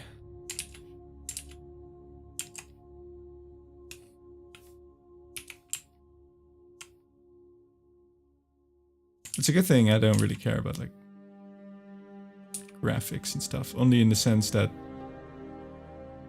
I hope I can run the game, because you can just play old games as long as they keep working, and it's fine. Though I guess there's the problem with game preservation that games that are perfectly fine do stop working. That's a problem. Otherwise, it's fine if I play something 2 decades after it was released. I made him start playing it about 2.5 years ago, and he's played maybe 50 hours, I think. You made him start playing it 2.5 years ago? What? We finished Baldur's Gate 3, but there's so much content we missed, yeah. That's kind of a problem with some games, you know? I use... like, thinking about games, it's like, oh my god, there's so much stuff you can do. Oh, like, you can make choices, and then the story and whatever, the world changes depending on how you play, and it's like, oh, that sounds cool. But part of me, and a lot of other people as well, have grown to be like looking for every aspect of the game. Like, they want to see everything. And if you are looking, if you are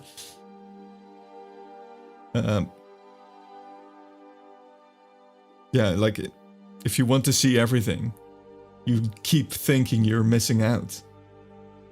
Like, oh, what happened? What would have happened if I went left instead of right? And then you end up going back to see if there was anything left, even though, like, you go to the right and figure out that's the main path, and you're like, ah, that's great. And the story tells me to, oh, quickly move on.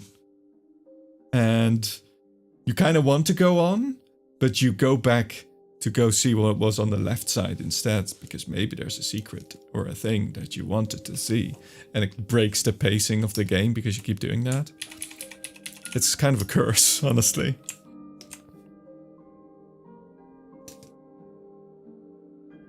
That's why we spent 71 hours in Act 1, yeah.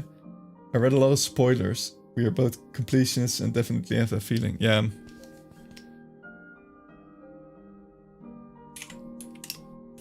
It's the same, same. You also have the thing. It's the same kind of denial, like worry, fear of missing out. It's kind of different when, like, not using consumables in games. Where you're like, I need to save this for when I really need it, and you end up finishing the game with heaps of unused consumables.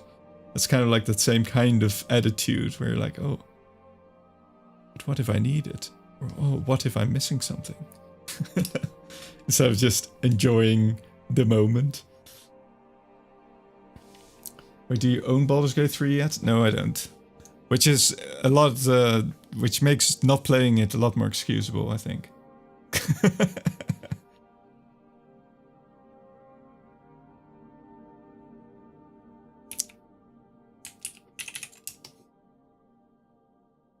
To be honest, there's a bunch of games that I've been told, oh, you should really play this, and I have them, but I still have to just get to them.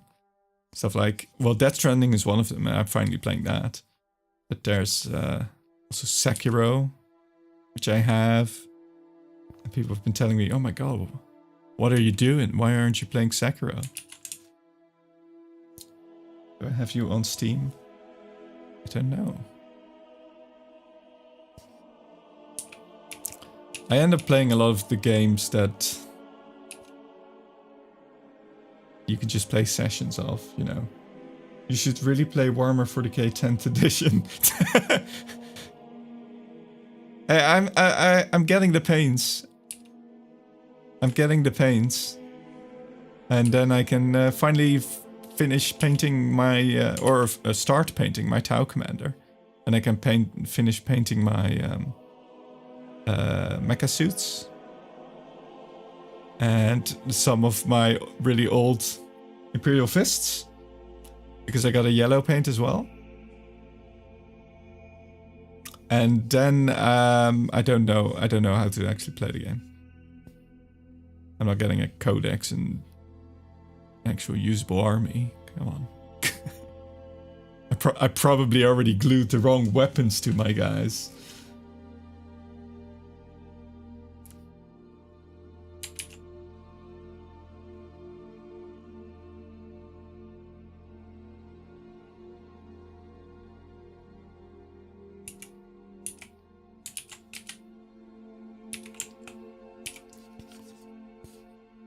That's honestly like, if I painted these miniatures and it's like, oh, that's cool. But I feel like if I were to actually check, like, okay, how do I make this a playable army? Not that I'm interested in playing Warhammer, because I don't know. I was just really turned off from playing Kill Team, honestly. There was so much setup and so much work in setting it up, and then the game was just kind of dull. It felt like. It's like, no, you just need to get different armies and more into it, and more terrain, and it's like, well, okay. Honestly, I kind of hoped it'd be fun without all of that, but no. And then, from what I understood, the Warhammer itself, the actual 10th edition, is just like, it has some baked in ancient flaws that are still in there even in the 10th edition. Like how you could get wiped out before you even start. Like your army could be destroyed because someone won a coin toss. That sounds kind of shit, honestly. Life is short. Yeah. Yeah. And there's a lot of stuff to play and watch. Do.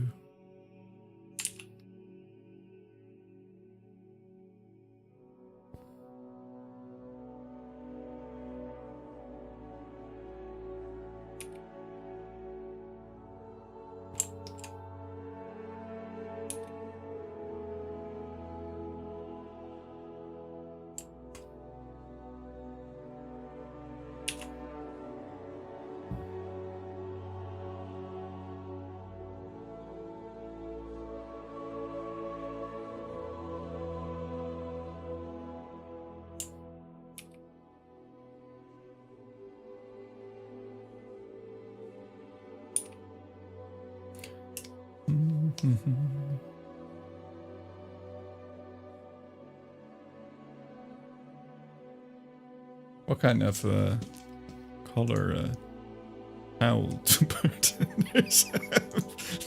It's usually white, huh? But that won't work here.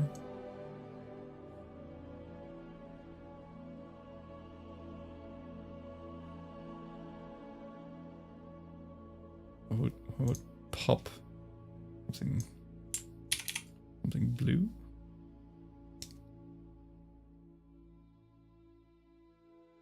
I was gonna say brown.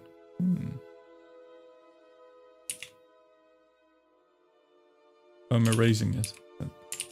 That's why it's turning grey. That background is grey.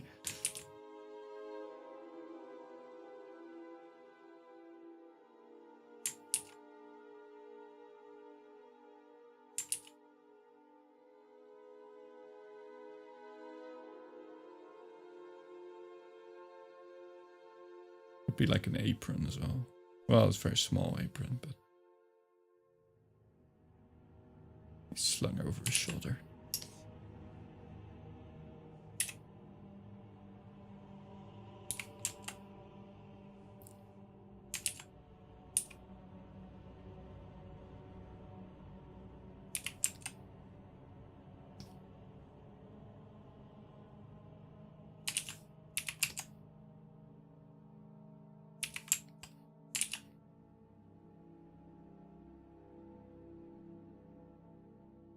I like 'em chunky. I like 'em hunky. Moto likey.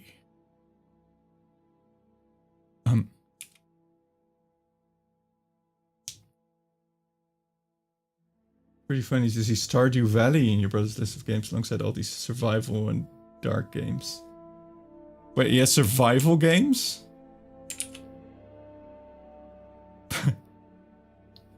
Don't think I've ever seen my brother play a survival game. I mean, other than games where you are supposed to not die, but I guess it's most games.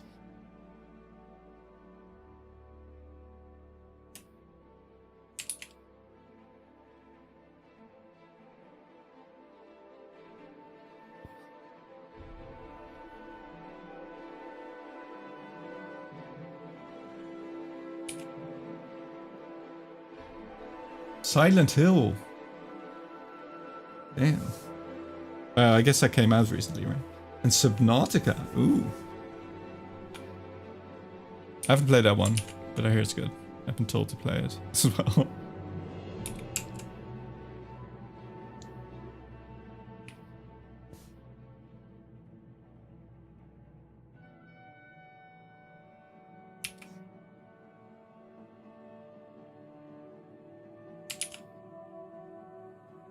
It's good that he's playing games.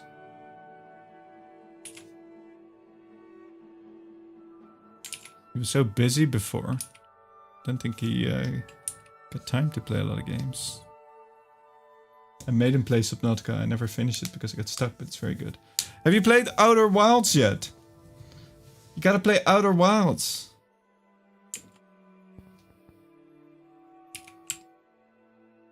I make him make time. Good. Good. Use the newspaper. Whack him. Actually, I can I expect you don't actually get newspapers anymore. So when I say whack him with a newspaper, I assume whack him with like an iPad or something.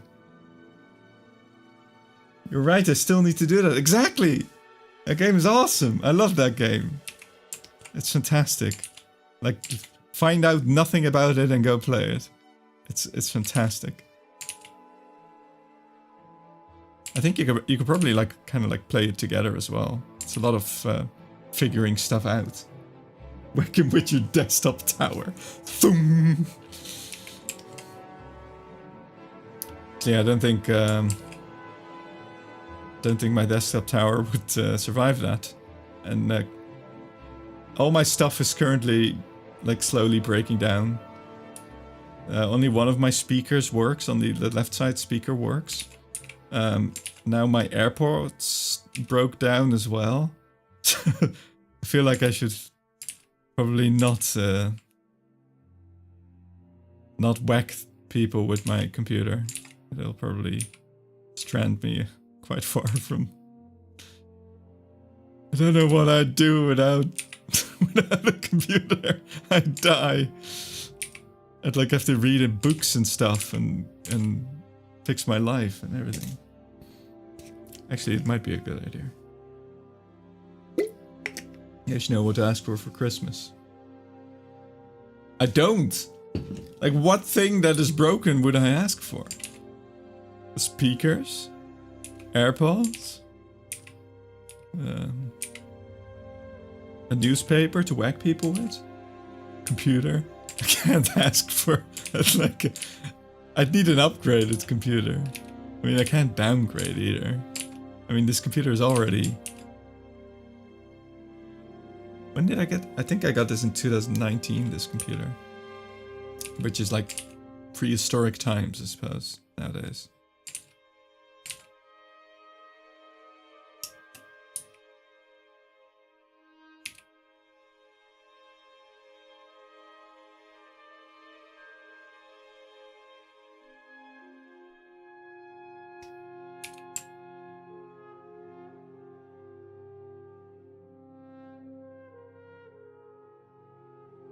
Got my laptop in 2019 and it's fine. Yeah, my computer is also fine.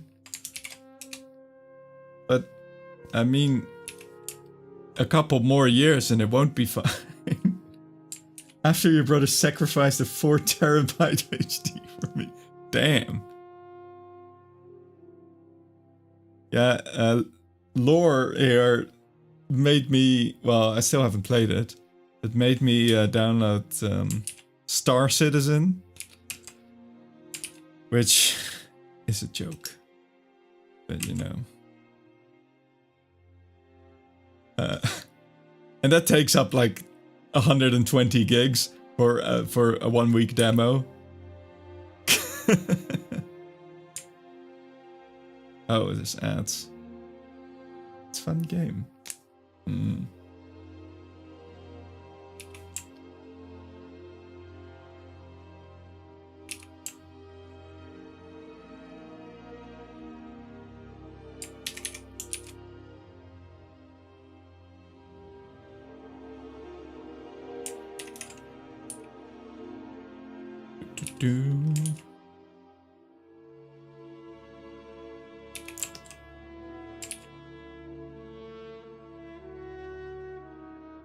I guess it is a fun game.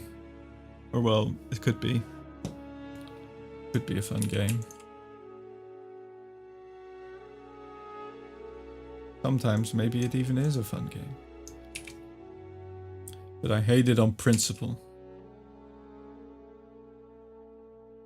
On account of the awful mismanagement of its creation. And its exploitative business.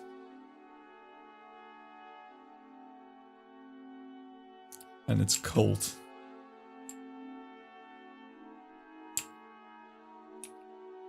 Hello, welcome back.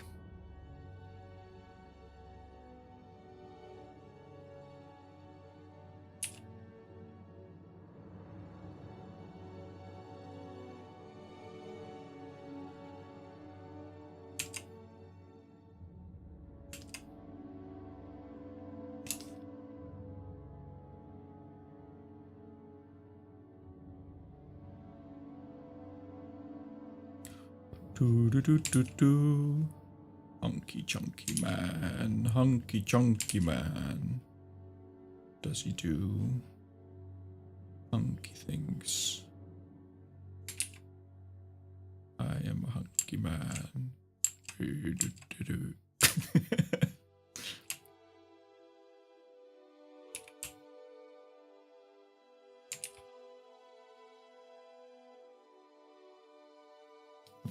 Thank you. Don't steal original song. You're allowed to make a remix.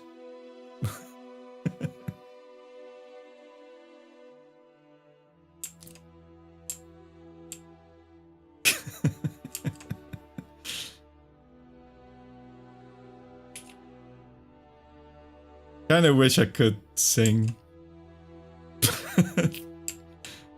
I just get self-conscious. Because it's awful. Because I've never had musical education. I don't think my brother got musical education at school either. Like the moment I would have gotten it, I think I told this before, but the music teacher, like I don't know, they left out of, I guess, maybe stress related things or something. I don't know. It's a school teacher, high school teacher, so there was no music lessons for the year that I joined school. Your brother's self-taught from YouTube. Yeah, that makes sense.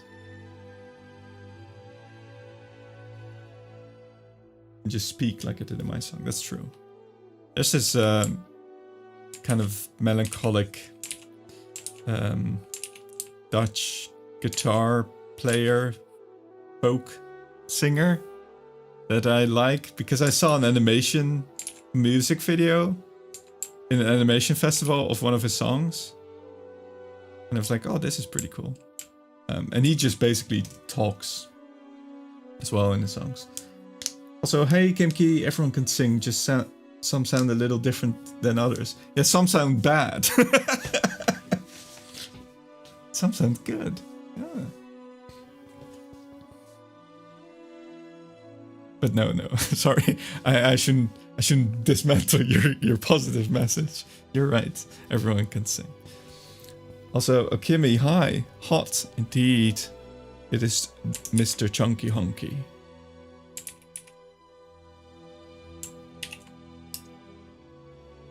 Mr. Hunky, he's so chunky.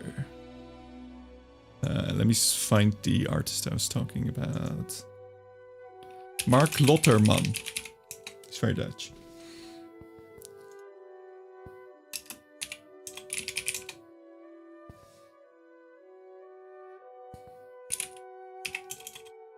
I wonder if I can find a music video.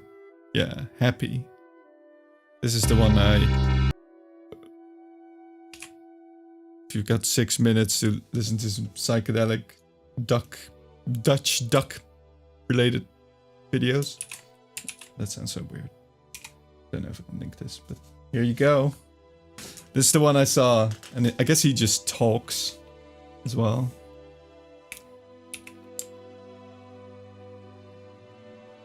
But yeah, I saw that music video in cinema, animation festival, and it was like at the end of the segment, and like near the end of the day, and I was kind of tired, and you watch this psychedelic, like hypnotizing video, and then it has an impact on you. It's just like another animation festival I went to. They were showing the film Coraline. All night, no breaks, no water breaks, only stamina. Oh my god, stamina? Is that like a combination of mana and stamina? That's cool. Anyway, I saw Coraline there, and I had a really bad experience because it was really hot in the cinema. And it was 3D. Was one of the first, like it was a 3D adaptation of the film. So you had like glasses on. And I just got... it was like a really bad trip. And that movie fucked me up. I really didn't enjoy it. Which is a shame because I hear it's a great movie. But oh my god. And I think I had a similar experience like very long time ago when I was like very feverishly sick. I think like the neighbors or something like were watching over me, and they put on a movie to like calm me down or something. And I also had a really bad trip watching that movie. And that movie was Anastasia. The it's not Disney. It's what's the studio called?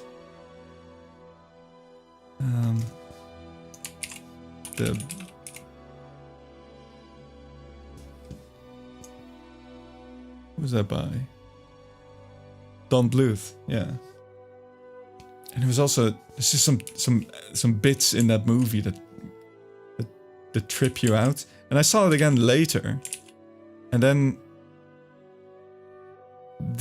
I started feeling sick again watching the movie again. Is that weird? I feel like I don't know, it embedded itself in me like a sleeper agent's code phrase. Like, you're gonna feel sick when you watch this movie. And there's no reason why that movie should, but it does.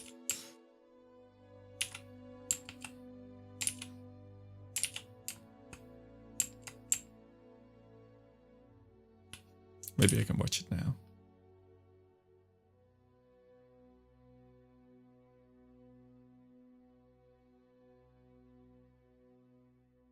Oh, it's been long enough. Long time ago.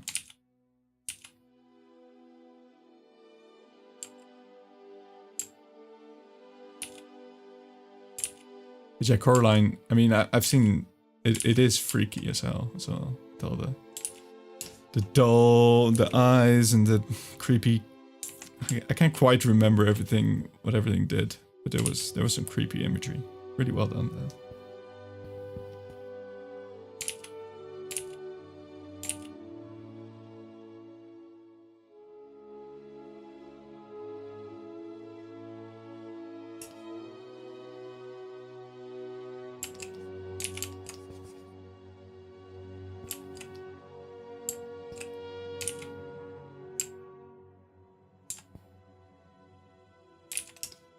Did you watch Sandman? No, I haven't watched Sandman yet. That was a show, right? Or was that... It was a show on... I don't know, like Netflix? One of those things. Or Apple? I don't know. Oh, I saw that Silo started again. I did watch... I started watching that. On Apple... TV. It's a show adaptation of Neil Gaiman's graphic novels. Wasn't there also something about a Green Knight or something? Wasn't that also kind of like dreamy? Gaiman wrote Coraline? Oh, I didn't know that. I thought it was a I mean, I probably should have known that, but I thought it was a wasn't it the same animation people that did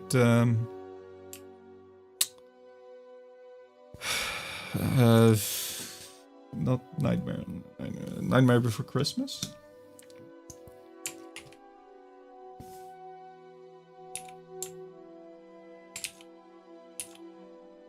I haven't read a lot of Gaiman.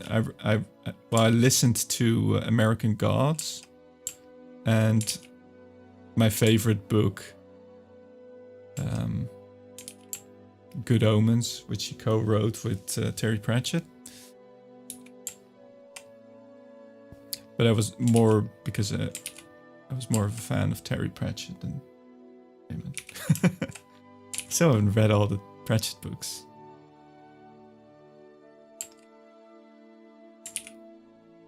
Good Omens is also my favorite. It's so good. It's so good. I haven't watched season 2 of the show. I need to watch that as well. I mean, it's not as the adaptation was not as good as the book, but I still want to see the second season. You know, I haven't found all the Pratchett book, but almost all. What do you mean found? Yeah, looking for them, or maybe we can watch season 2 together with my sister. You sure?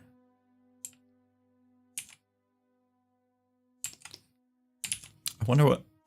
I think Gaiman wrote season 2, right? I think he worked on that. Obviously, Terry Pratchett can't. I haven't found all of them to read, especially the older ones. Right.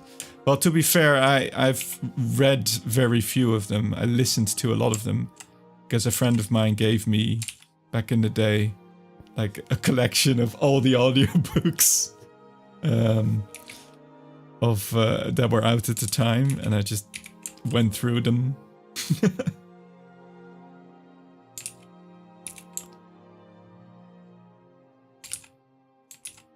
But yeah, there's a lot that I still haven't listened to.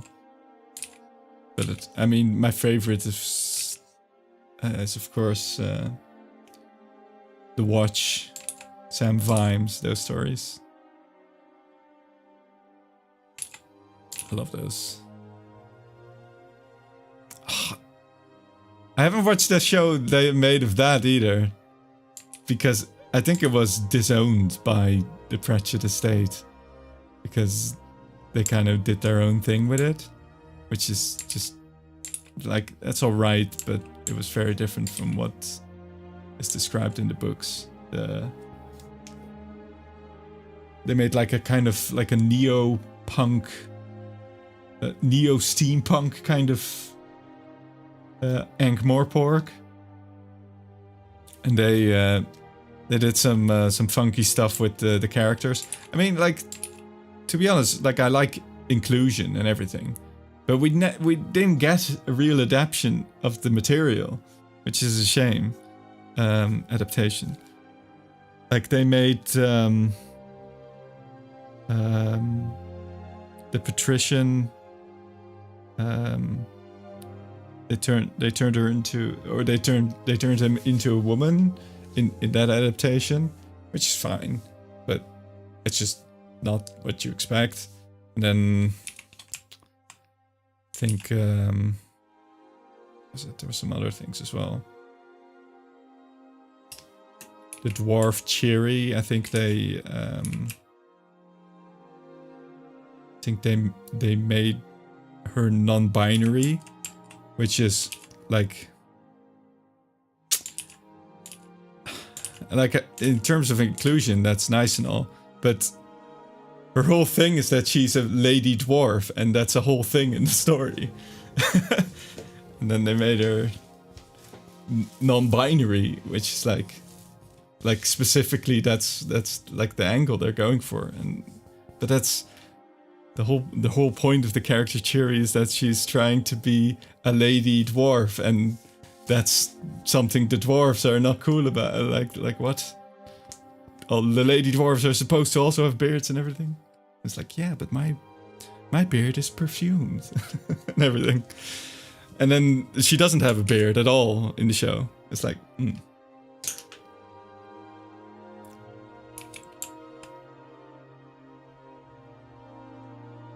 And it's just like, I get the inclusion, but to be honest, there was already a lot of inclusion in the source material that you've thrown out. And it's like, yeah, okay.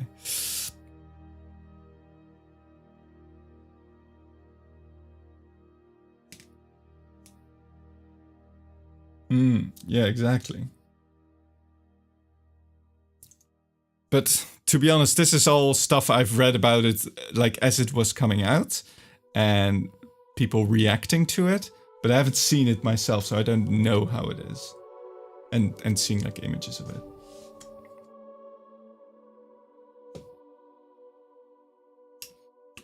Yeah, like, stuff like, I also really liked Snuff, which I think was one of his last books, which is about, yeah, like, how this monstrous oppressed minority of the goblins, oh,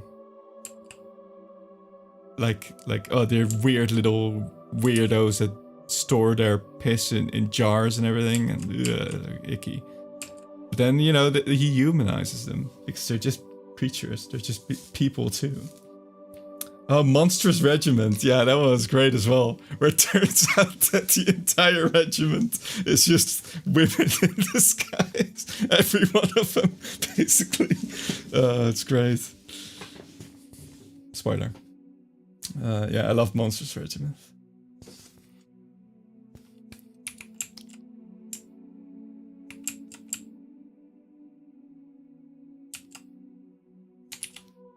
The socks, yeah.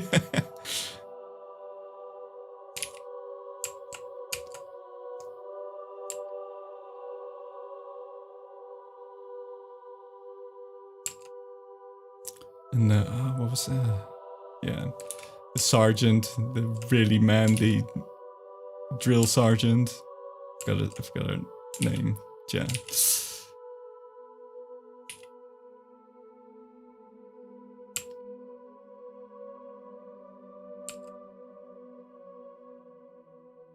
But some of the books I haven't really read is I think it's this whole series about the little blue guys or something. Like I think there's several books in that series, but I haven't read any one of them or listened to any one of them. We Free Men, yeah, that one.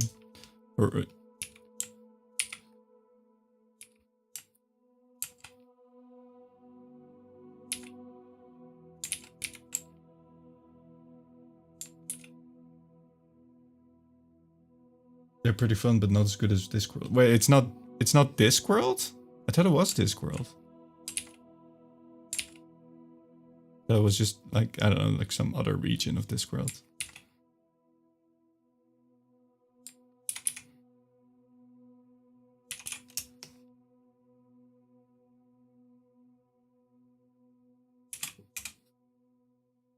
It was before Pratchett really started leaning into the satire and social commentary. It was before? What? I mean, I guess the first books, like The Color of Magic, was also... It was more of like an adventure kind of thing. I mean, it was a lot of silly... like commentary and stuff as well, but not as well directed, I guess. With... I mean, it does have classic characters, you know, like Rincewind and the luggage, everything.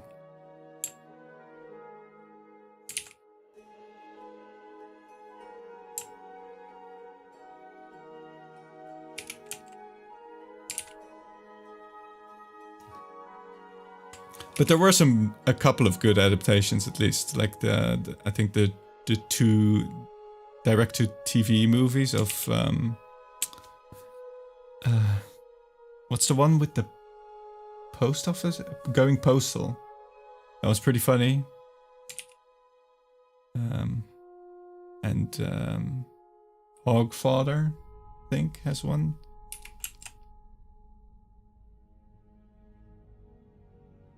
To be honest, like, wait, what's the petition called again? Damn it, I can't.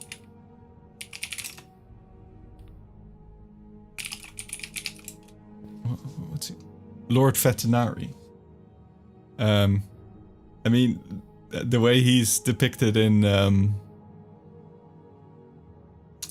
Going Postal. Charles Dance. He's just made for the part, you know. It's just so hard to see anyone else as the patrician after you've seen Charles Dance do it.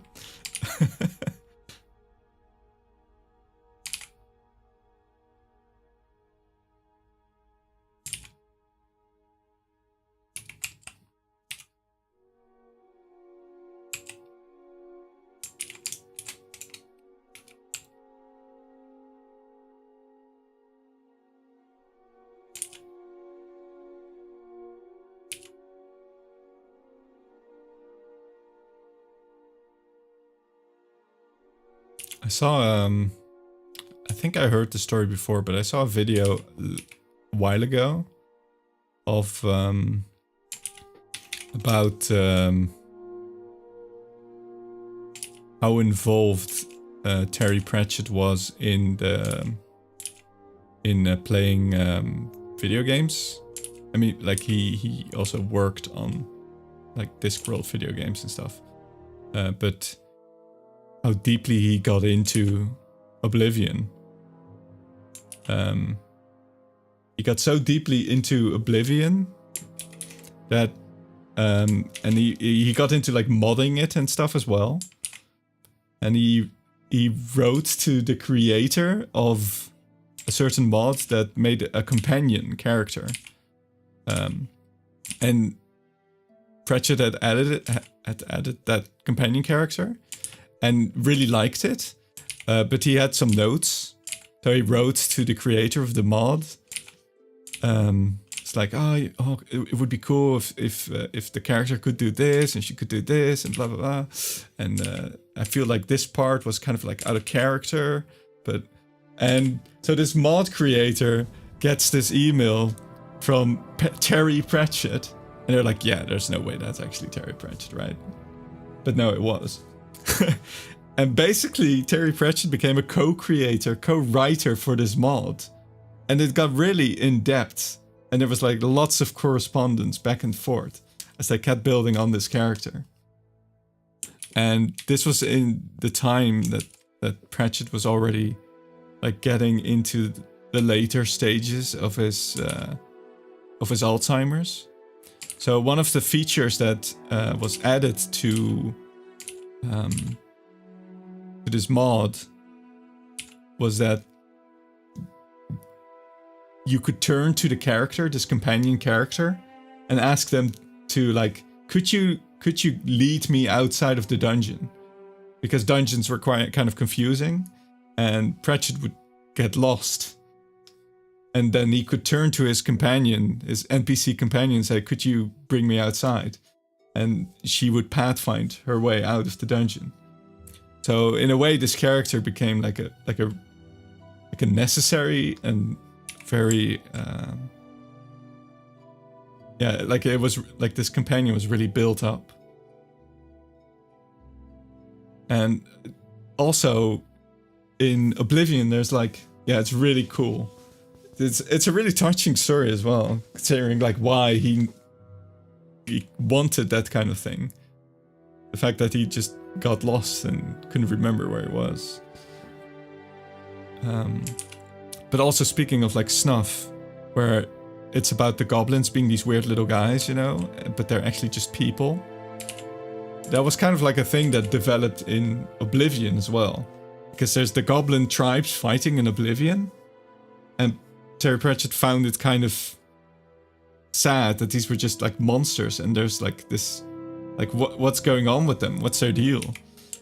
So he kind of like one of the things he was interested in the mods is like, can't we like find a way to actually like be diplomatic with them and find out more about them? And like these mods that he like looked for and helped build,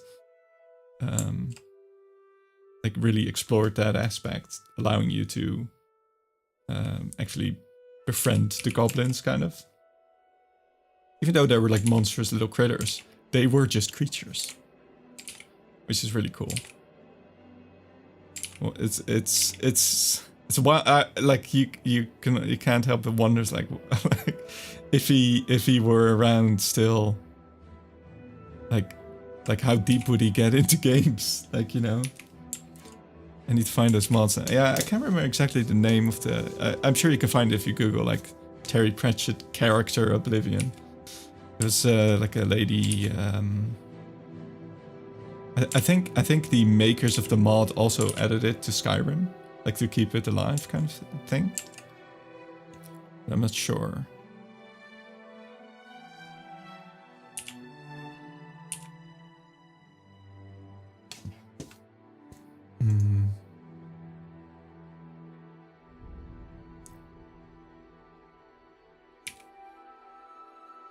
There's actually a grey streak in the guy's hair as well.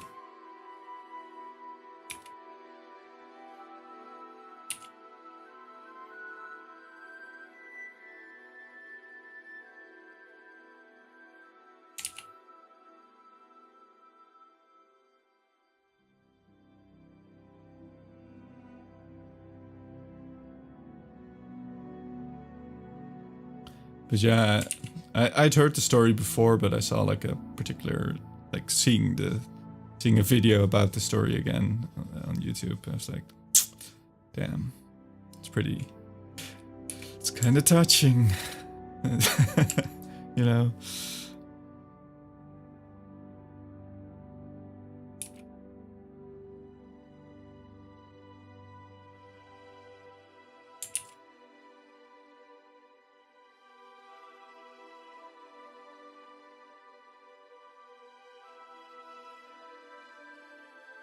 I wish I had more of the actual books instead of just the audiobooks.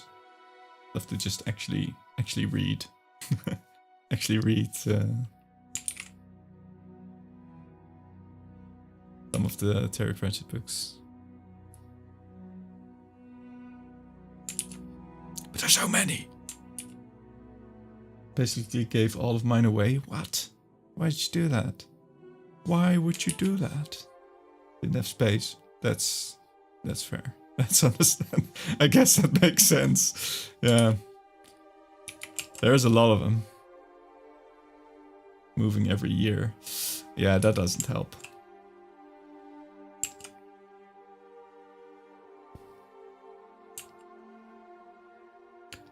Yeah, that...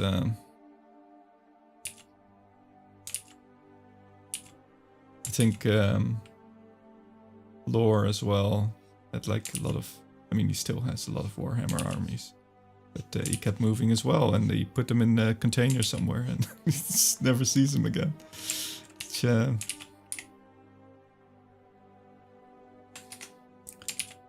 stuff, am I right?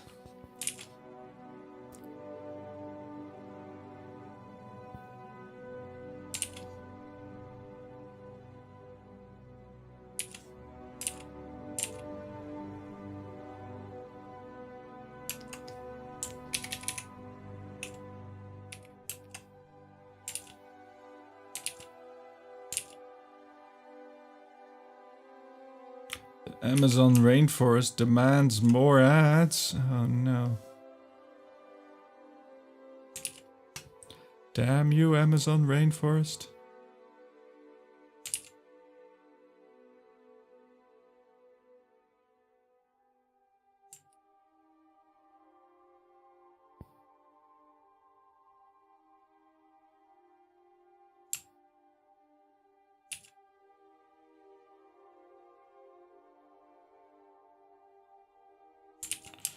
Damn you, Daddy Bezos.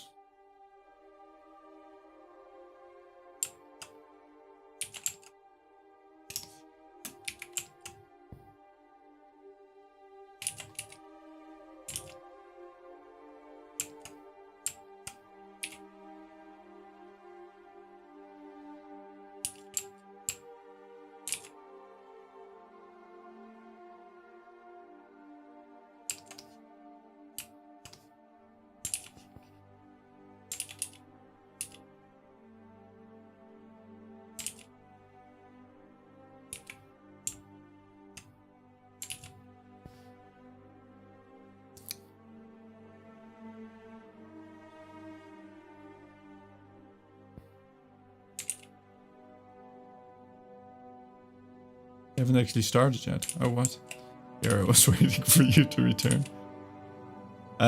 So I don't actually know. So I've set up these warnings for when ad time is. I don't know how accurate they are. And it's kind of hard to check as well. Because sometimes they don't arrive, depending on region. So it's like,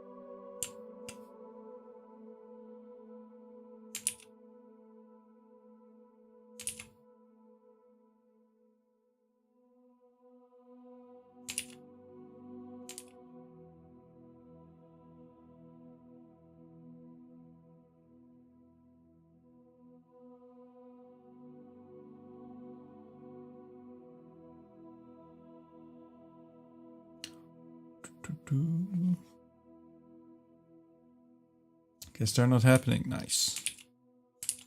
Praise be to Daddy Bezos for sparing us on this day.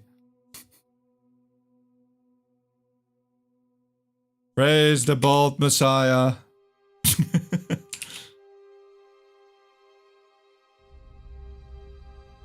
Prime delivery.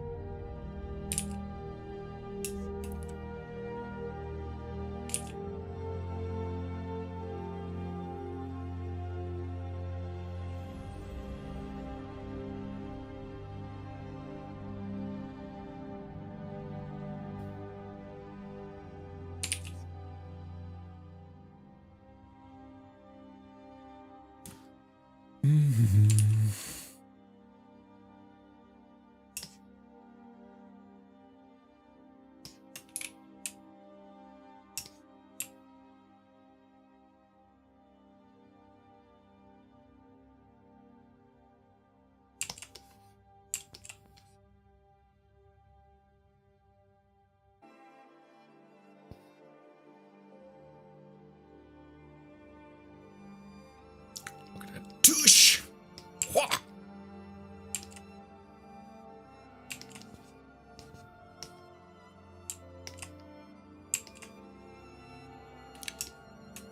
You can bounce a quarter off that and kill a man where he stands.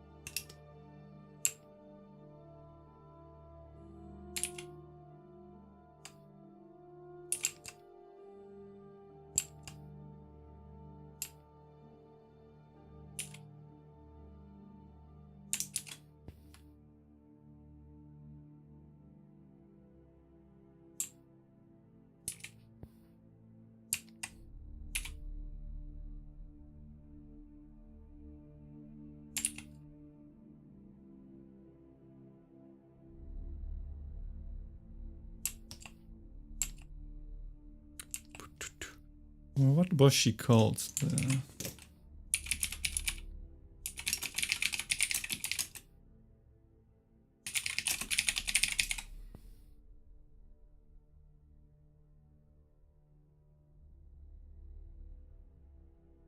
Vilja. Vilja.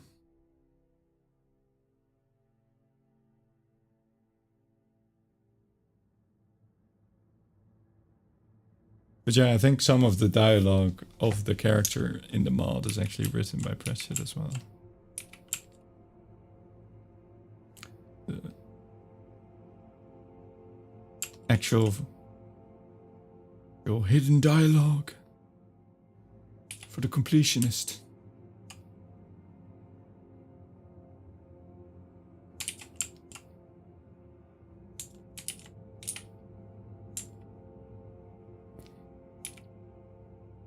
I think one of his latest books was also not Discworld, but pretty interesting nonetheless. Dodger, which I read as well. About a low life make ends meet kind of scrappy guy in Victorian London.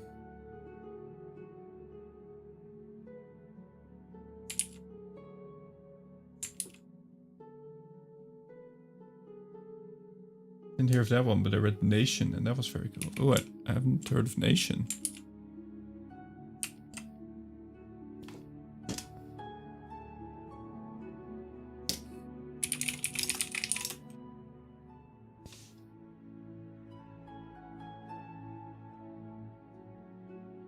Huh.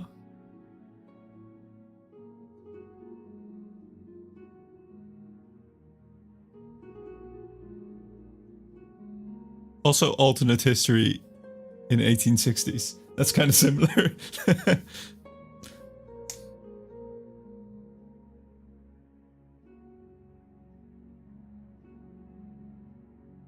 Oh, speaking of, I see here, it's shortly after Charles Darwin has published On the Origin of Species. Do you know the series Leviathan? Which is also, it's like an alternate, it's a young fantasy novel about in the time of the First World War. But in the Central Powers use basically mechs, like steampunk mechs, and the Entente use bioengineered creatures as their weapons. They use it. It is set upon a zeppelin, but the zeppelin is like a living whale, which has something like they have weapons called flechette bats, which are bats that poop out like sharp bits of metal because they're engineered to do so, and they use that.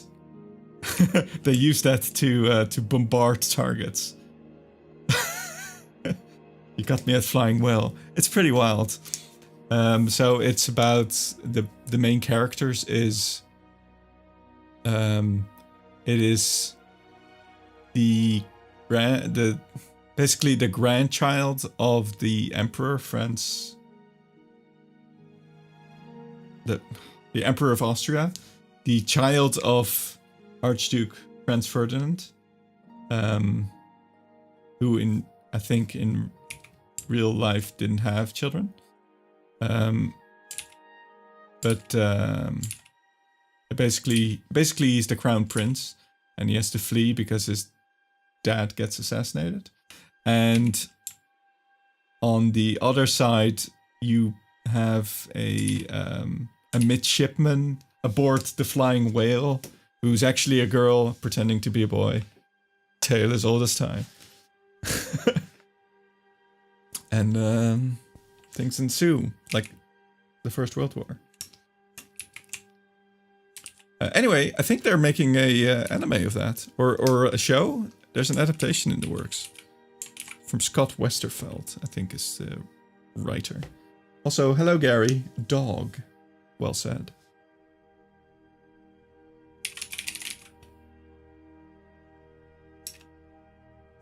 Scott Westerfeld adaptation. What was it? Netflix announced an anime series based on the novels. Let's go!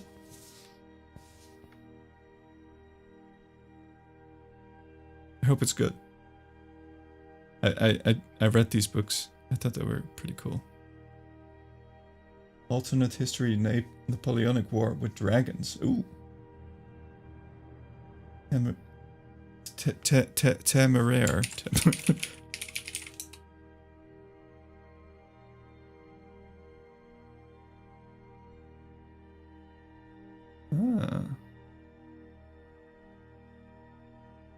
To be honest, like the reason I was drawn to Scott, the Leviathan books, was the art in it. It had some art, and especially the map at the start.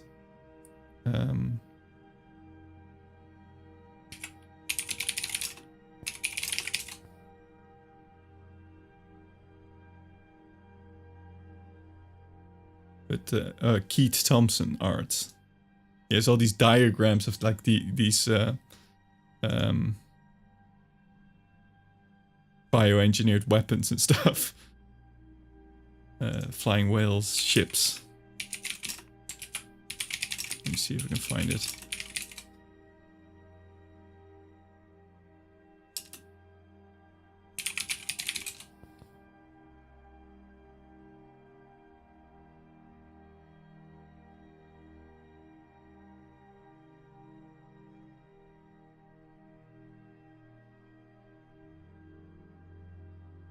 Yeah, stuff like this.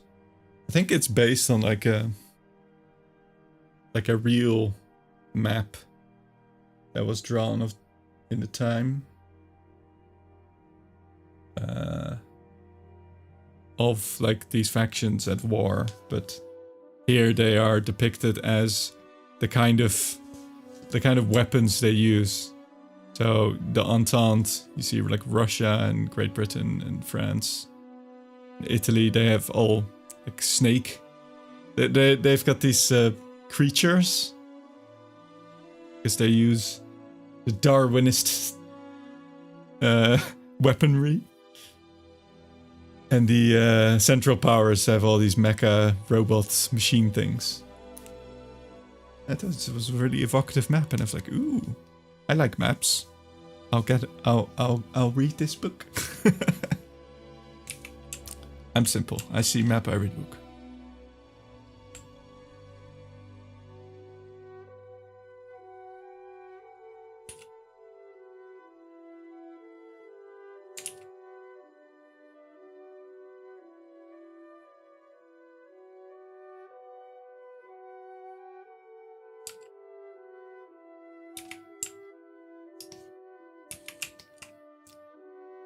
I should be running this up. It's pretty late.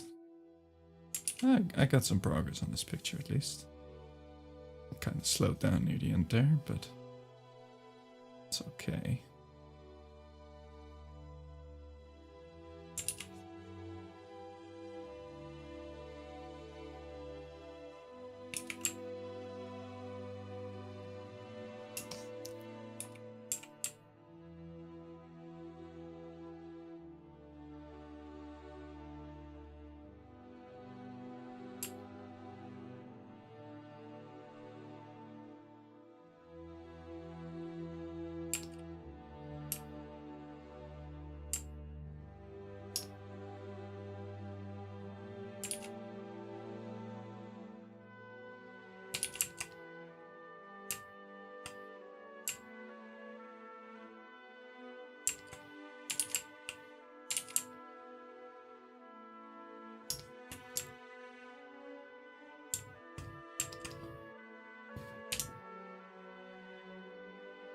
It's easier.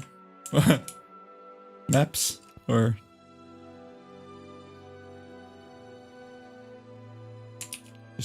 just give maps. I've got a map room, even though the map room we have here is kind of like, oh, we can hang up maps, and it'd be like a kind of like a cool room for like having like the room you worked at here be like like a war room kind of thing, like you can have all these D&D kind of maps and stuff. And my dad took the brief as, oh, it's a game room, we should have fun game things in it, like colorful buttons to hang your coat on. It's a weird mix of things. So the Skyrim map you have, yeah, I put up all the maps I have, which wasn't a lot. No, actually, I have a massive Ankh-Morpork map, but it didn't fit. It didn't fit the wall or any frame. I got a massive like a meter and a half by meter and a half map of Ankh-Morpork. I still have it. It's just folded up. And kind of damaged because I did have it hanging on a wall before. But sadly, I have no frame.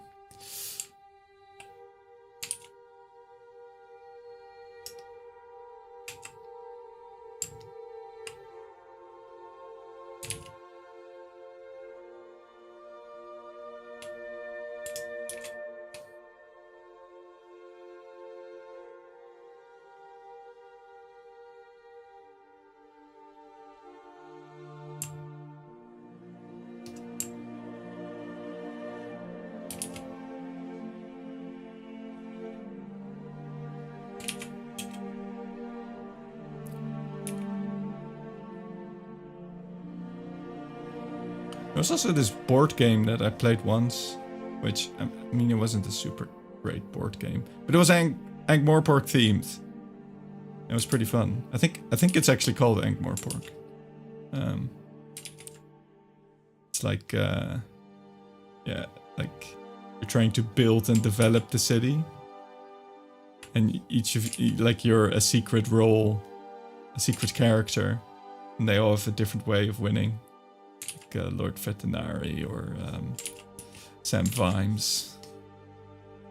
Yeah, controlling regions and stuff. Yeah, I played it once, and like everyone was fighting each other, and it was just like, oh man, there's like we're getting nowhere. And then we ran out of cards, and one person stood up and was like, well, I win. Because he was Sam Vimes, and he just won when the cards ran out. So he was just delaying everyone. And no one really knew that he was doing that. But he did it well.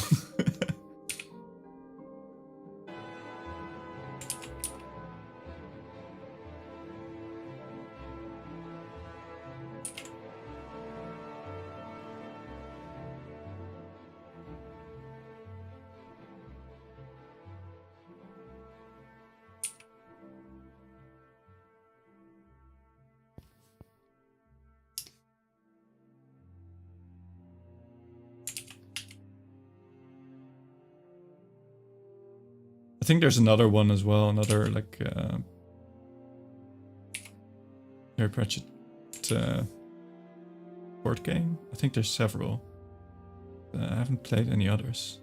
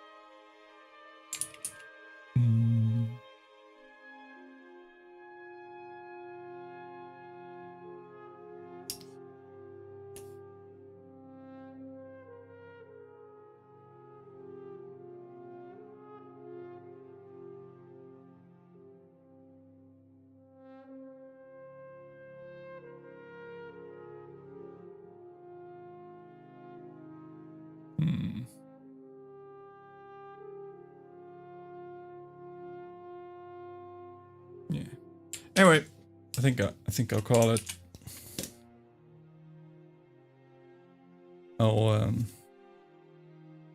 save this one up and send it over, I guess.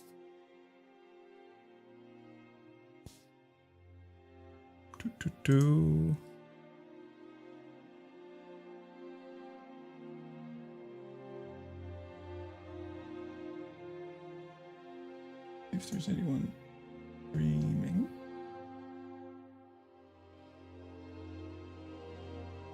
Redirect to.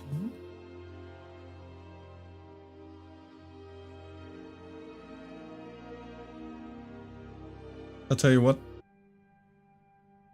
I'll send you to Branchman, who I think there was someone mentioning Branchman earlier. I rigged the model for Branchman. I didn't draw the character, but I did rig the model. I think it's a bit stiff, but it was my first go. It was fun hanging out. Thank you. Yeah, it was. I didn't know you were such a Pratchett reader. I like it. God damn! Indeed, Venus. Indeed.